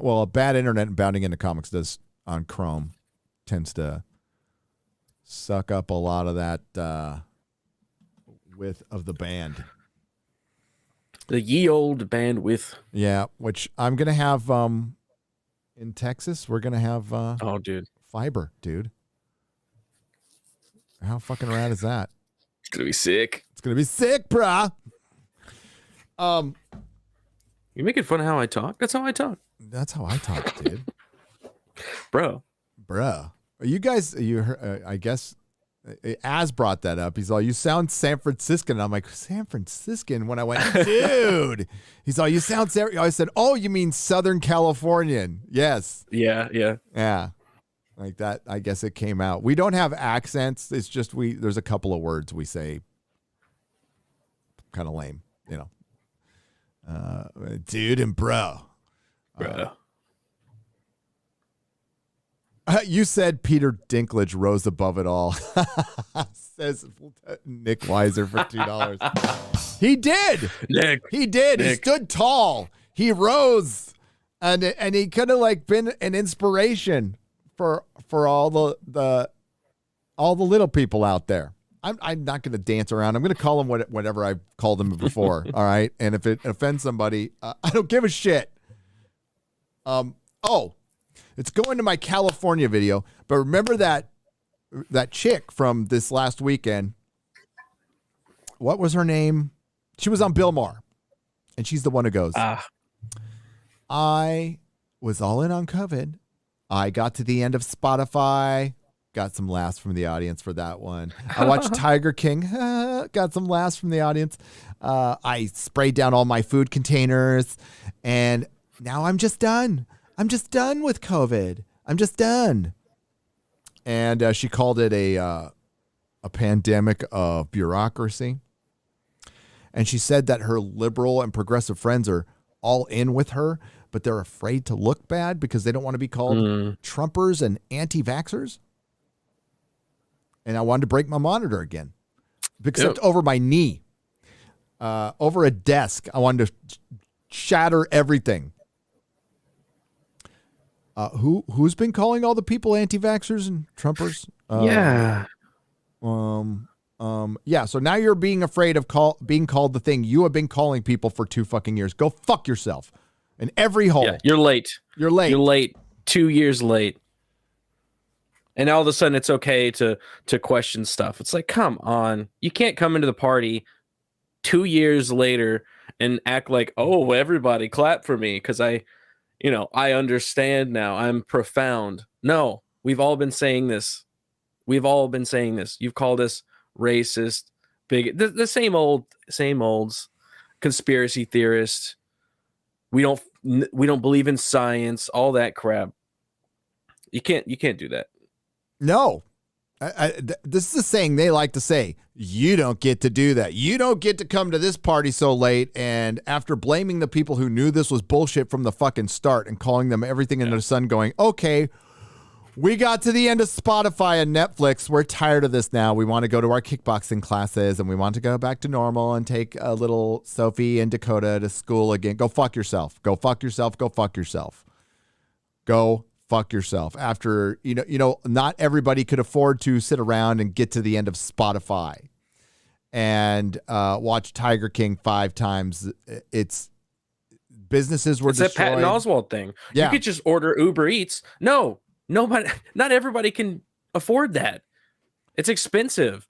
The way that like these elites, they just think that you can just live this way. It's like, no, real people have jobs. They have livelihoods. They have kids to feed. They have mortgages. Okay. Like you can't just not work. You can't just stay inside your house. And now money isn't worth as much as it was before. That's called inflation because our money has been devalued by printing too much of it when we unnecessarily closed all our businesses for too long, when everybody knew this was a charade for at least a year. I'm certainly open to like giving it a few months. And that's what I said back in March 16th of 2020, when San Francisco was one of the first cities to shut it all down. Not the first, but one of the first to shut it all down after the NBA shut everything down for 2 weeks. For 2 weeks. It is mid-January 2022. So we're almost 2 years in. And now people are sick of it because the narrative is falling apart. And it just turns out that, people are going to get it. Unfortunately, some people are going to die of it and with it. And the people who are going to die with it, were they going to die anyway? Who knows? But we found out cloth masks, total fucking waste of time. Like people were saying from the beginning. Yep. They said on CNN too, which was baffling. But that was that I don't know who she's for. She used to be on Planned Parenthood. She used to run it, but she's their like scientific lady, and she was like, "Yeah, I've said this the whole time. Cloth masks don't work at all. They're just face decoration." What are you? I've been watching you every single day. We do it. We did a show like that covered you. You never said that. Nope. You said if anybody says anything against us, they're conspiracy theorists. Yep. And you get banned. What about those doctors? What about the doctors from California that got depersoned, couldn't have any social media accounts? They were saying the same things that CDC is saying now. A year ago. Exactly. So there's channels that are gone. Those doctors are gone. And thank God for fucking Joe Rogan, who like everybody's coming after now for just breaking this fucking narrative. Breaking the narrative. That's what we do, is we break the narrative. And that's, we're not authoritative sources. I would never dream of saying I was. And, or you, or any, or even Joe Rogan. I don't think Joe Rogan would say that, but we're having conversations. We're asking real fucking questions. When questions were being shut down, well, it's the same way, on a much smaller factor, shutting down fans by calling all of them sexist. When you shut down questions by calling all of them conspiracy theorists, it's a way to silence your critics. And, well, this is why we get bad art, horrible art, garbage art, and this is why we get garbage reality as well. Garbage reality that we're living in, thanks to our authoritative sources lying to us over and over and over again. And I'm done. So that's why, somebody asked my wife, why couldn't you just hold out? She had people relying on her. Why couldn't she just hold out?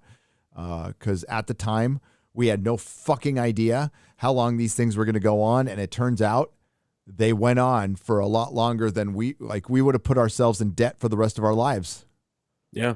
We got kids to think about. So by pulling the plug, by making a very difficult decision that was completely inconvenient to us, we were able to rally because we didn't fuck around and we didn't rely on the government.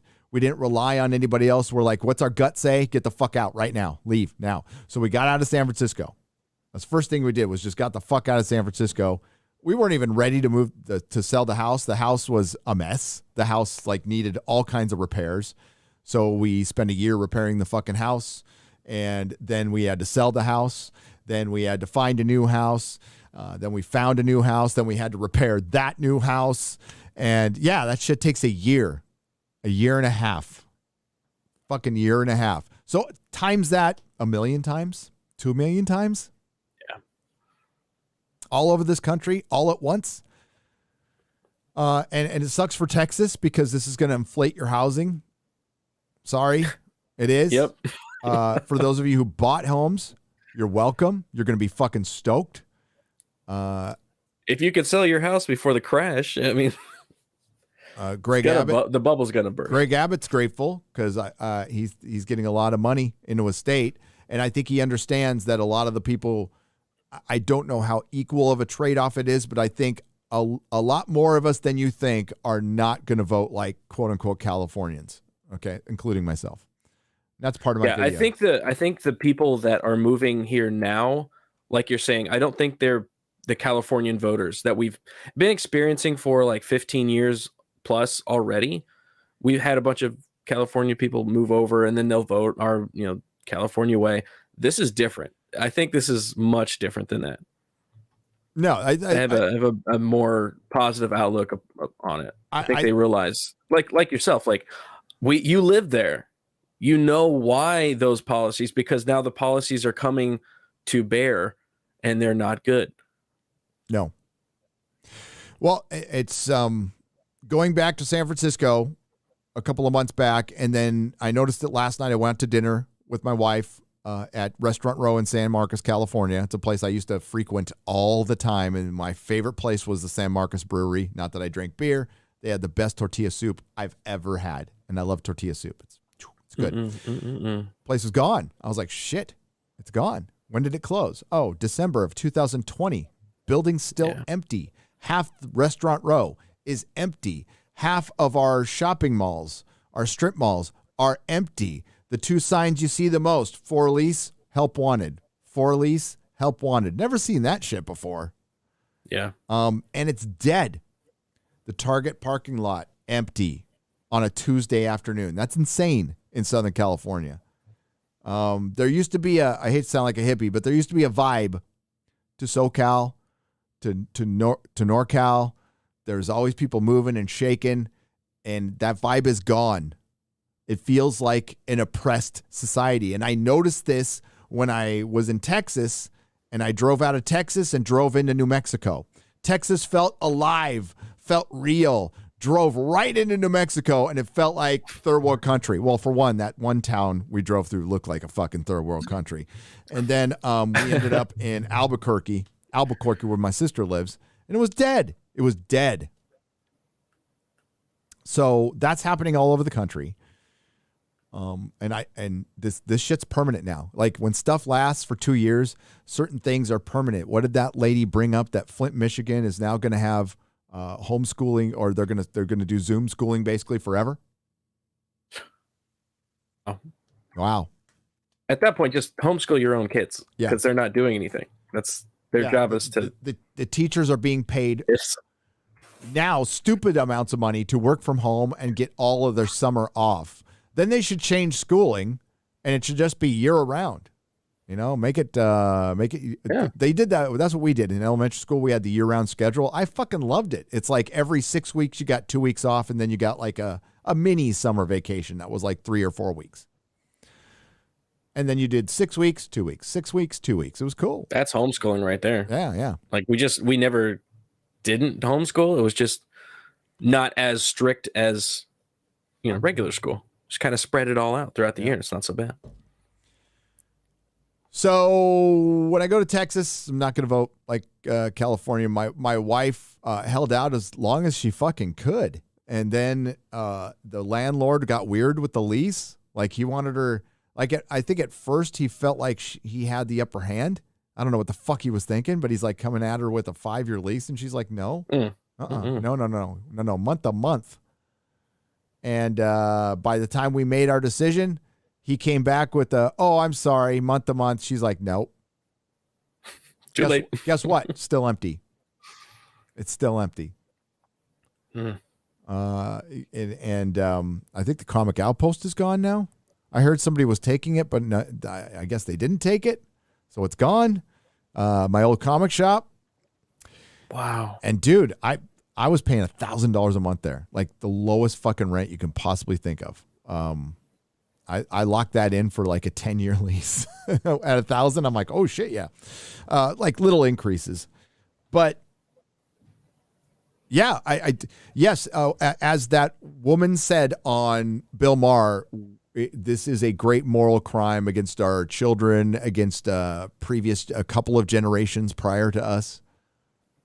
It's on us. Yeah. So how do we change that? How do we change this? Because we can move places and the state can turn blue. Florida can turn blue. Texas can turn blue. It's possible. We can't worry about that. What we need to worry about is what we can directly control, what I can directly control, which is paying attention to every single election, voting on every single issue that affects me and my world around me. And I think if we all do that, or at least, God, more of us do that, then we can maybe get some more common sense.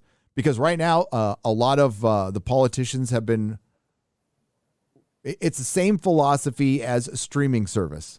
They rely on a lot of people forgetting that they fucking subscribed. And a lot of politicians rely knowing that most of the voters don't vote. And the ones that actually care enough, the Democrats have a better ground game. They just flat out have a better ground game than Republicans. And I can't rely on Republicans. So there needs to be a viable third party, or the quote unquote right needs to change fundamentally. And I think it is. I think the left is too, though. And I think that's why Nancy's running for another term, because they're afraid of AOC or somebody like that being it. I think they let the wolves in the door, and they didn't realize it. Yep. They did not realize it. They let them in, and they're like, "Oh, these people are communists. Like these are hardcore communists, and we're just more liberal." And they're ready to play dirty. So we'll just let these communists right in the door, and then now their party's getting taken over by the squad, and they don't like it. Yep. Hilarious. Esquire says Core has become structurally woke. The VPs in charge of DII, etc., they're all drunk on the Kool-Aid, not expecting any good shows. No, don't. Don't. Right. It was reported that BlackRock and all the other black companies that are buying up production houses, it is propaganda. And I love that people say this isn't happening. Just go back and watch. I try to post evidence in all of my videos, but if you want to go back to some of my Star Trek videos, that's where I point out the think tank. And Robert Meyer Burnett found this. He's a progressive left guy, and he found this, and he found it disturbing. Where you found the think tank paper that basically was passed around telling you what you can't write. Wait. As a matter of fact, John F. Trent posted that in the Thor article. No, in the Peter Dinklage article. One of the CRT rules at Disney is you are not to argue with your black coworkers. Whatever they say goes. Holy, wow. Are you fucking kidding me? Yeah. You're just supposed to sit down and shut up. I mean, it's not crazy to believe that is real, but it's crazy to me to believe that people think that's a good idea. How do they think that's going to make things better? That's only going to make people more angry at each other.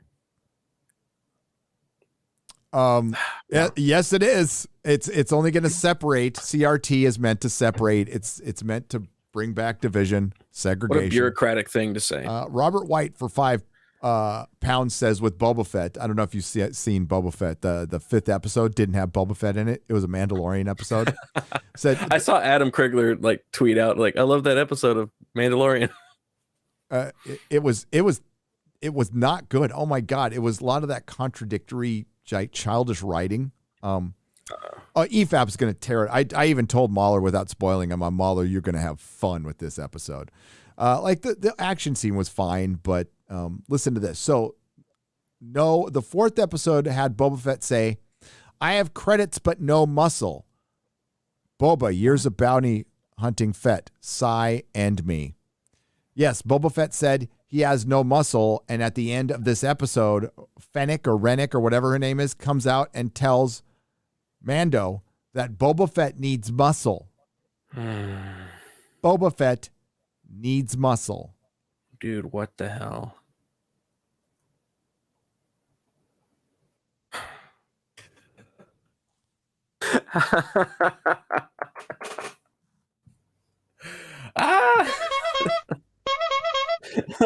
Boba Fett. Boba Fett needs muscle.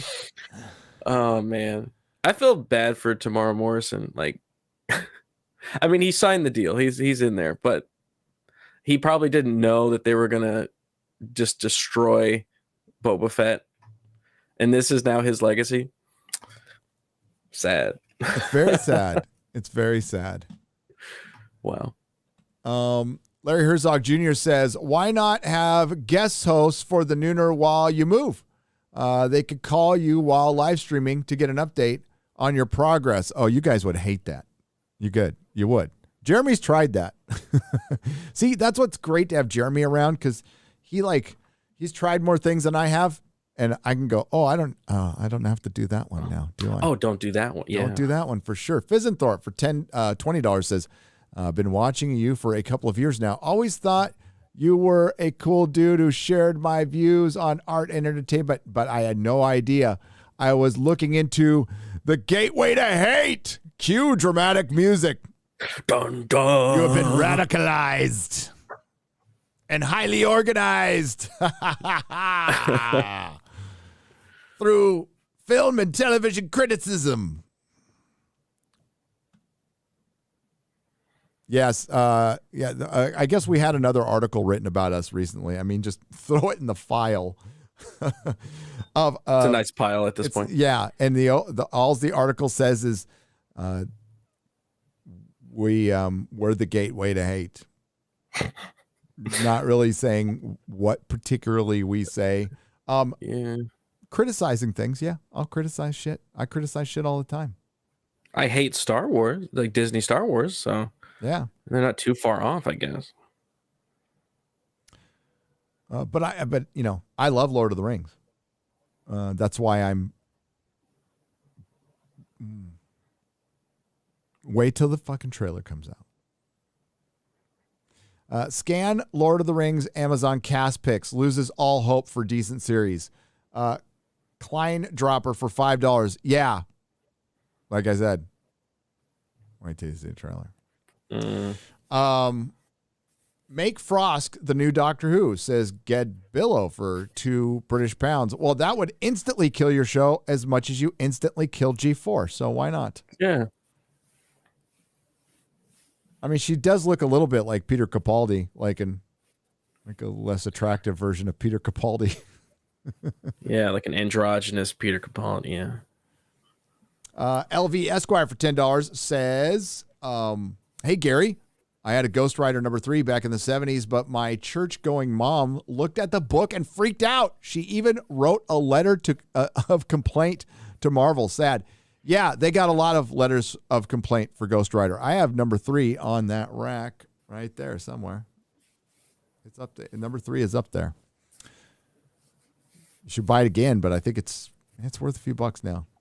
Has any Spider-Man movie let the guy from the 1970s action TV show cameo? Yes. Snell World for $5. Spider-Man No Way Home at the end. Yep. He's the old guy in the diner. When Peter goes in to try to make Mary Jane, terrible me, Zendaya, remember him, and then he decides MJ. not to. It's MJ. Yeah. Yep. The old guy that Zendaya is talking to is Nicholas Hammond.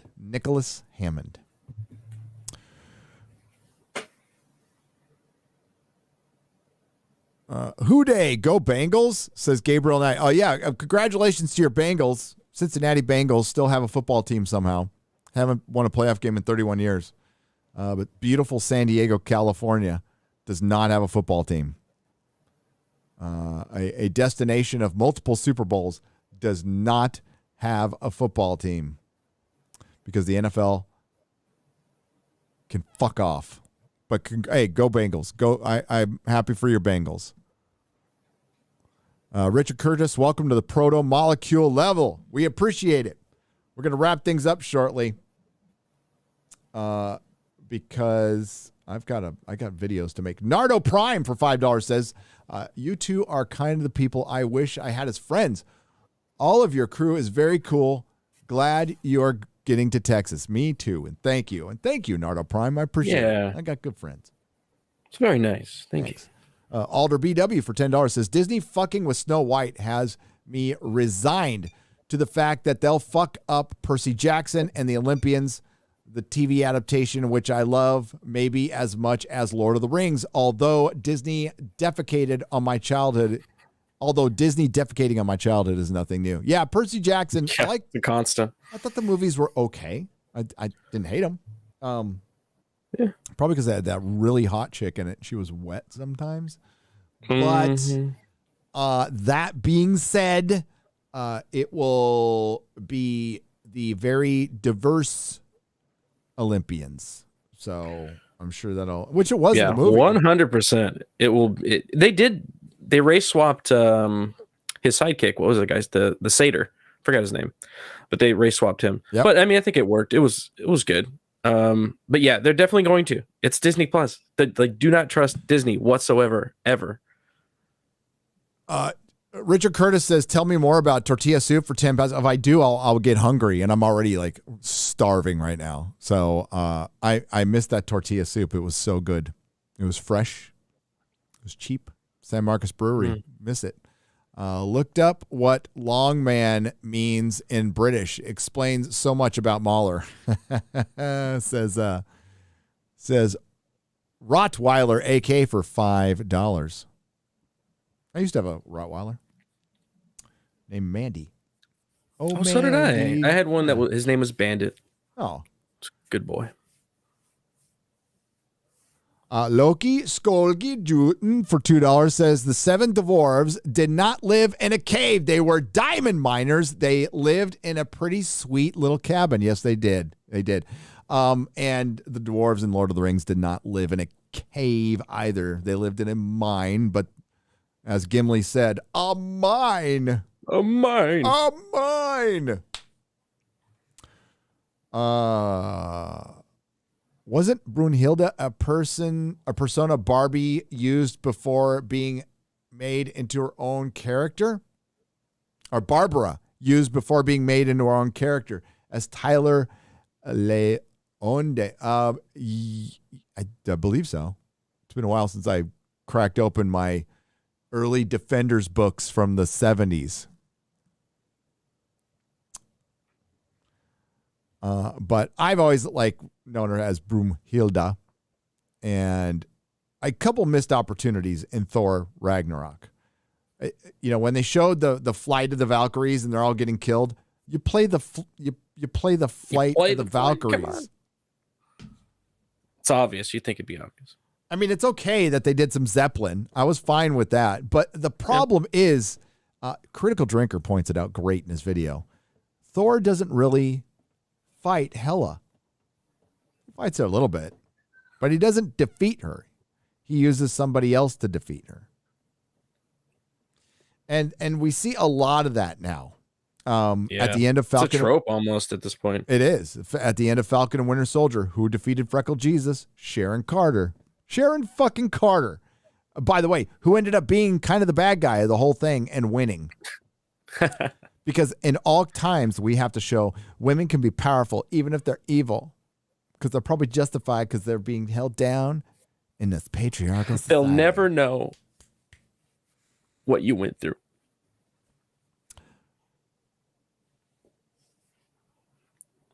The Night King. This should have been Jon Snow. Should have been Jon Snow. It should have been Jon Snow, but they wanted to subvert the expectations. And I loved when everybody goes, "That was something they planned from the beginning of the season." And I'm like, no, they actually came up with it last minute, and they said so. Yeah, those little vignettes at the end of the show where Dan and Dave explained everything, like, were not advisable. I would not have aired those things. They were just that was just a fucking bad idea. It actually made season kind of forgot 8 worse. They kind of forgot. They told us too. Like, they just explained how badly they wrote. And those were nice in the beginning, you know, whenever everything was written nice for them and they could just explain what was written for them. When it came down to their writing, she forgot about a whole fleet of ships. Yeah, boy, she really should be queen, shouldn't she? What a genius. Kate C, aka Snake Plush Kitten, for $20 says, "How dare you criticize Tessa Thompson's acting chops? She has mastered every emotion from tepid to vapid." Oh, that was a good one. That was a good one. I like that. Brutal. It was a little brutal. Peter Davison, 20 Australian dollars, says, I may have already introduced an Isaac Butterfield to you and chat. Very naughty by today's standards. It is an Aussie comic. Please check it out. All right.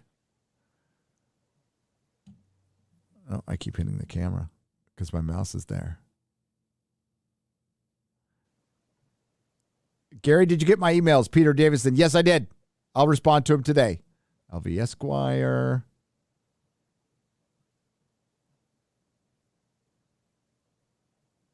All right. We're going to wrap it up. We're just going to check one more thing. Okay, we're going to wrap it up. The rest will get on a square up. I was only supposed to go 2 hours today. But yeah, we got some big plans, dude. So, I don't know how we're going to do it. I'm excited, dude. I'm so excited. I am too. This next year's going to be nice. It looks like it's somewhere between February 10th and 15th we're leaving. So I'll get you the date as soon as I know. But we're waiting on a truck, which are not fucking easy to get. This thing is fucking fortune. And yeah, and then we still have a pod we have a storage facility in San Francisco with some like leftover stuff. So we're going to get a pod for that and just have that taken out. But the house should be ready to go. And hopefully we'll have some stuff in the can. I'll just do some live streams from the road. You know, that'll be on Nerdrotic Live, though. That stuff will be on Nerdrotic Live, as will this live stream. So it'll go unlisted. Hang on to the link if you want to still watch it. Or if somebody asks, you can throw them this link or the re-upload on Nerdrotic Live. We also have Nerdrotic Daily, where Perry's been putting up clips daily. I've got a couple of videos coming out very, very soon. Fantastic clips, by the way. Sometimes I go over there and I'm thinking, this is not low tier at all. This should be on the main channel. I've just thought about that about a couple of videos too, going, shit, I probably should have put that on the main channel. Oh, well. This is quality over here. We'll decide as we go. Who was on Friday Night Tights again? This week? Let me look. Yeah. I forgot. Let me check. I know. X-Ray Girl just told me. Calendar. Eric July and Memeology. Oh my God, that's a fucking awesome show. Holy shit. That's a lineup, man. Damn. I like Perry Chan that answered the question before any of us did. Actually, beautiful. Megan, thank you for pointing that out. I rarely do this, but I'm going to do it in my next couple of videos because we're near a milestone here. I am 2,300 away from 400,000. That's a lot of people still. Ooh, yeah, so if you haven't, maybe today's the day I earn your subscription, because 40% of my audience is not subscribed. I think it's actually like 35, but 40% of my audience is not subscribed. So if you're out there, just click the button. I know sometimes you got to make an account. It can be a pain in the ass, but it really does help you find our videos and live streams. And then I can hit that milestone and I'll shut up about it, because I went almost the entire year in the beginning not asking for subscribers, and I wanted to see how I did, and it worked out pretty well.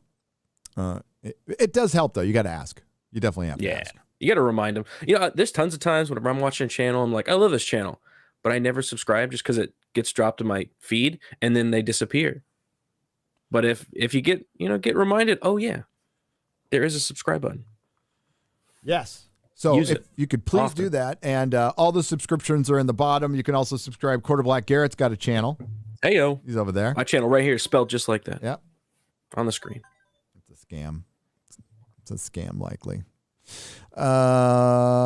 Yes. So 400,000. We're pretty close. Maybe we can get there by Friday. I got to release a video if that's going to happen. But thanks everyone who has subscribed. We do have a lot of new subscribers. The channel has experienced some massive growth recently. I love massive growth. And I don't know if that has anything to do with G4, but I think it does. I think we all got like a little G4 bump.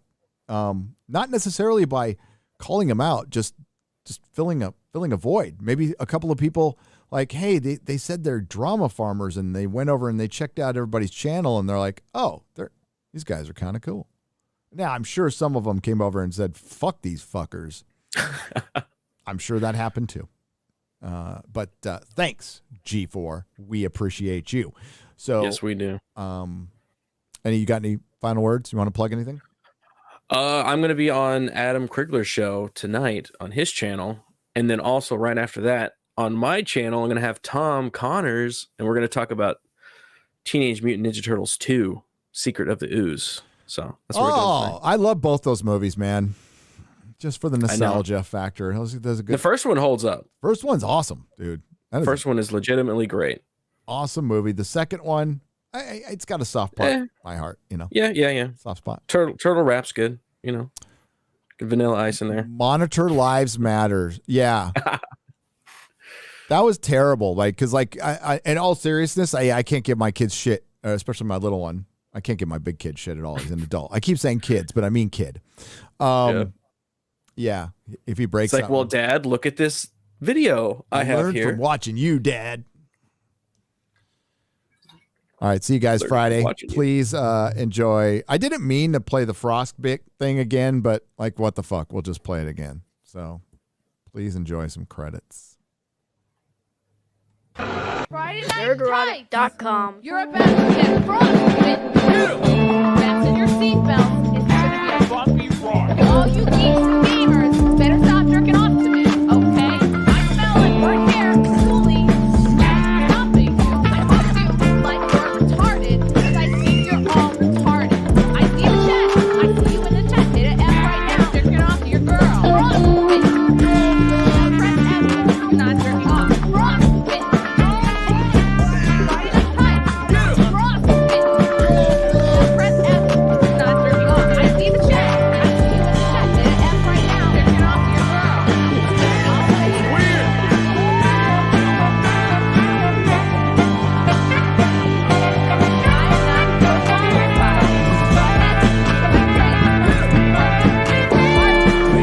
You're that goddamn ugly. I jerked off to the dislike ratio. I'm not hot too. No. What in the heck did I just walk into? Wow.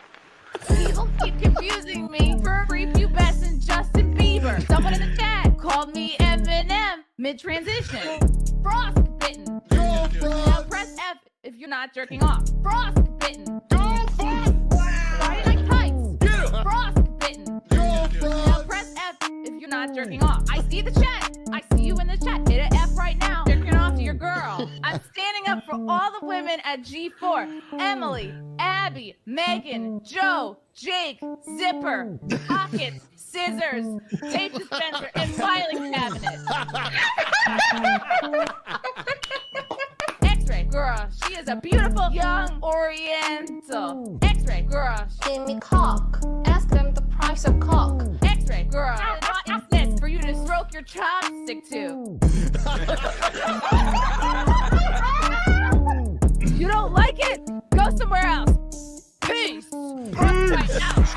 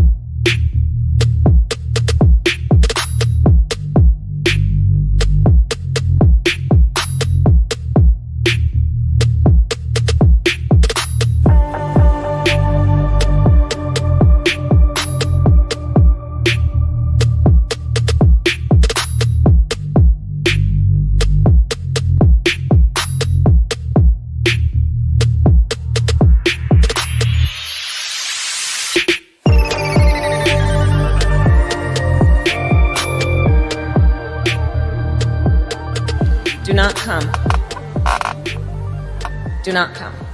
I'm gonna come. Damn it.